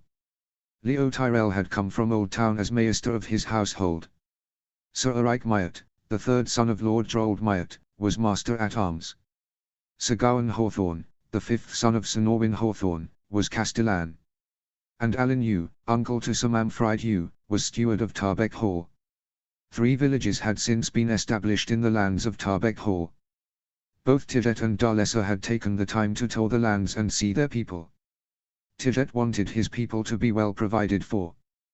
With the coin he had inherited from father, Tidjet had invested in plentiful water sources for these villages as well as protection in the form of wooden palisades and watchtowers to protect against bandits and ironborn reavers. And with his coin, he had paid for the construction of a workshop, 2 mills, a harbour, an orchard, a winery, a tannery, an ironworks, a dyeworks, a weavery in the villages to better provide for his small folk. And in Tarbeck Hall, he had spent significant coin to restore the September, the smithy, the stables, the barracks, the marketplace, the fishery, the warehouse and the town square. The nearby silver and gold mines were all bustling with activity and many young men taking employment there. In the first few moons since moving to Tarbeck Hall, hundreds had moved onto his lands and taken employment with all that Tidjet was building and had already built. For this he did feel a sense of pride. Especially when he looked up at the banners of House Lanark hanging from the walls. And even just seeing his household guardsmen wear tabards decorated with the sigil of House Lanark. "Will you have another spa, my lord?" asked Sir Eric. "Later, perhaps. I must go and see Lady Lanark. She looked a little unwell when I last saw her," he said. Tidjet passed his practice sword to his squire. His free nephew Lionel, who had been sent to him whilst Cleos was still squire to Tywine. "Some years with me and I'll harden him from a free weasel and into a lad Jenna can be proud of. And we'll see if he has a lion's blood in him or if he is all just weasel." But as Tidjet had a drink from a cup of water from a nearby water barrel, he saw Maester Leo approach him. "What is wrong? Has there been a letter from Casterly Rock? Or is it Darlessa?" Tidjet put the cup down and stood up straight to face Maester Leo. "My lord, the Lady Darlessa is with child." "She is. Thank the mother." "My thanks, Maester Leo." "Have you any idea when she will give birth?" he asked. "In 6 or 7 moons, my lord." "I am certain," replied the Tyrell Maester. "But she is in good health," he wondered, thinking of Joanna when she carried Tyrion. "She is, my lord. So long as she doesn't do anything too physically demanding and eats and drinks wisely, she should remain in good health." "Wonderful." As Tidjet walked to find Darlessa, he thought of what this meant. "In half a year, House Lanark shall have a future. My child. My child who will not grow up in a house obscured by their uncle Tywine's glory. For I shall not die a faceless nobleman, forgotten by history." Tidjet entered his bedchambers and found Darlessa sat on the bed. "Darlessa, my lady. Are you well?" he asked gently as he walked to her side. She smiled as he walked to her side and held her hands. "I am. Did Maester Leo tell you?" "He did," he replied before stroking her cheek and running his hand through her burnished copper hair. "I only hope that if it is a boy, that he has the wit and cunning of Tyrion and my fighting talents. And if it is a girl, that she is sweet, gentle and kind like mother and her own mother. But truthfully, neither matter me. All that matters is that House Lanark has a future. And a legacy to add to. A legacy which I shall begin. Both turned to the door when they heard a knock. "Enter," said Tijet as he turned to fully face the door. It was Maester Leo. "My lord. My lady. A raven has just arrived from Casterly Rock," he said, holding up a letter. Tijet immediately spotted the seal of House Lannister on the letter. Tijet stood up and took the letter and broke the seal. What could this be? More about the Triarchy? Or that there is a chance for war? Tijet unfurled the letter and sat with Darlessa to read together with her. "Brother, the news from King's Landing is clear. The Triarchy and the Black Fires are indeed plotting war. And they have hundreds of ships and possibly hundreds of thousands of men to fight our own with. Gather the banners of House Lanek and assemble an army.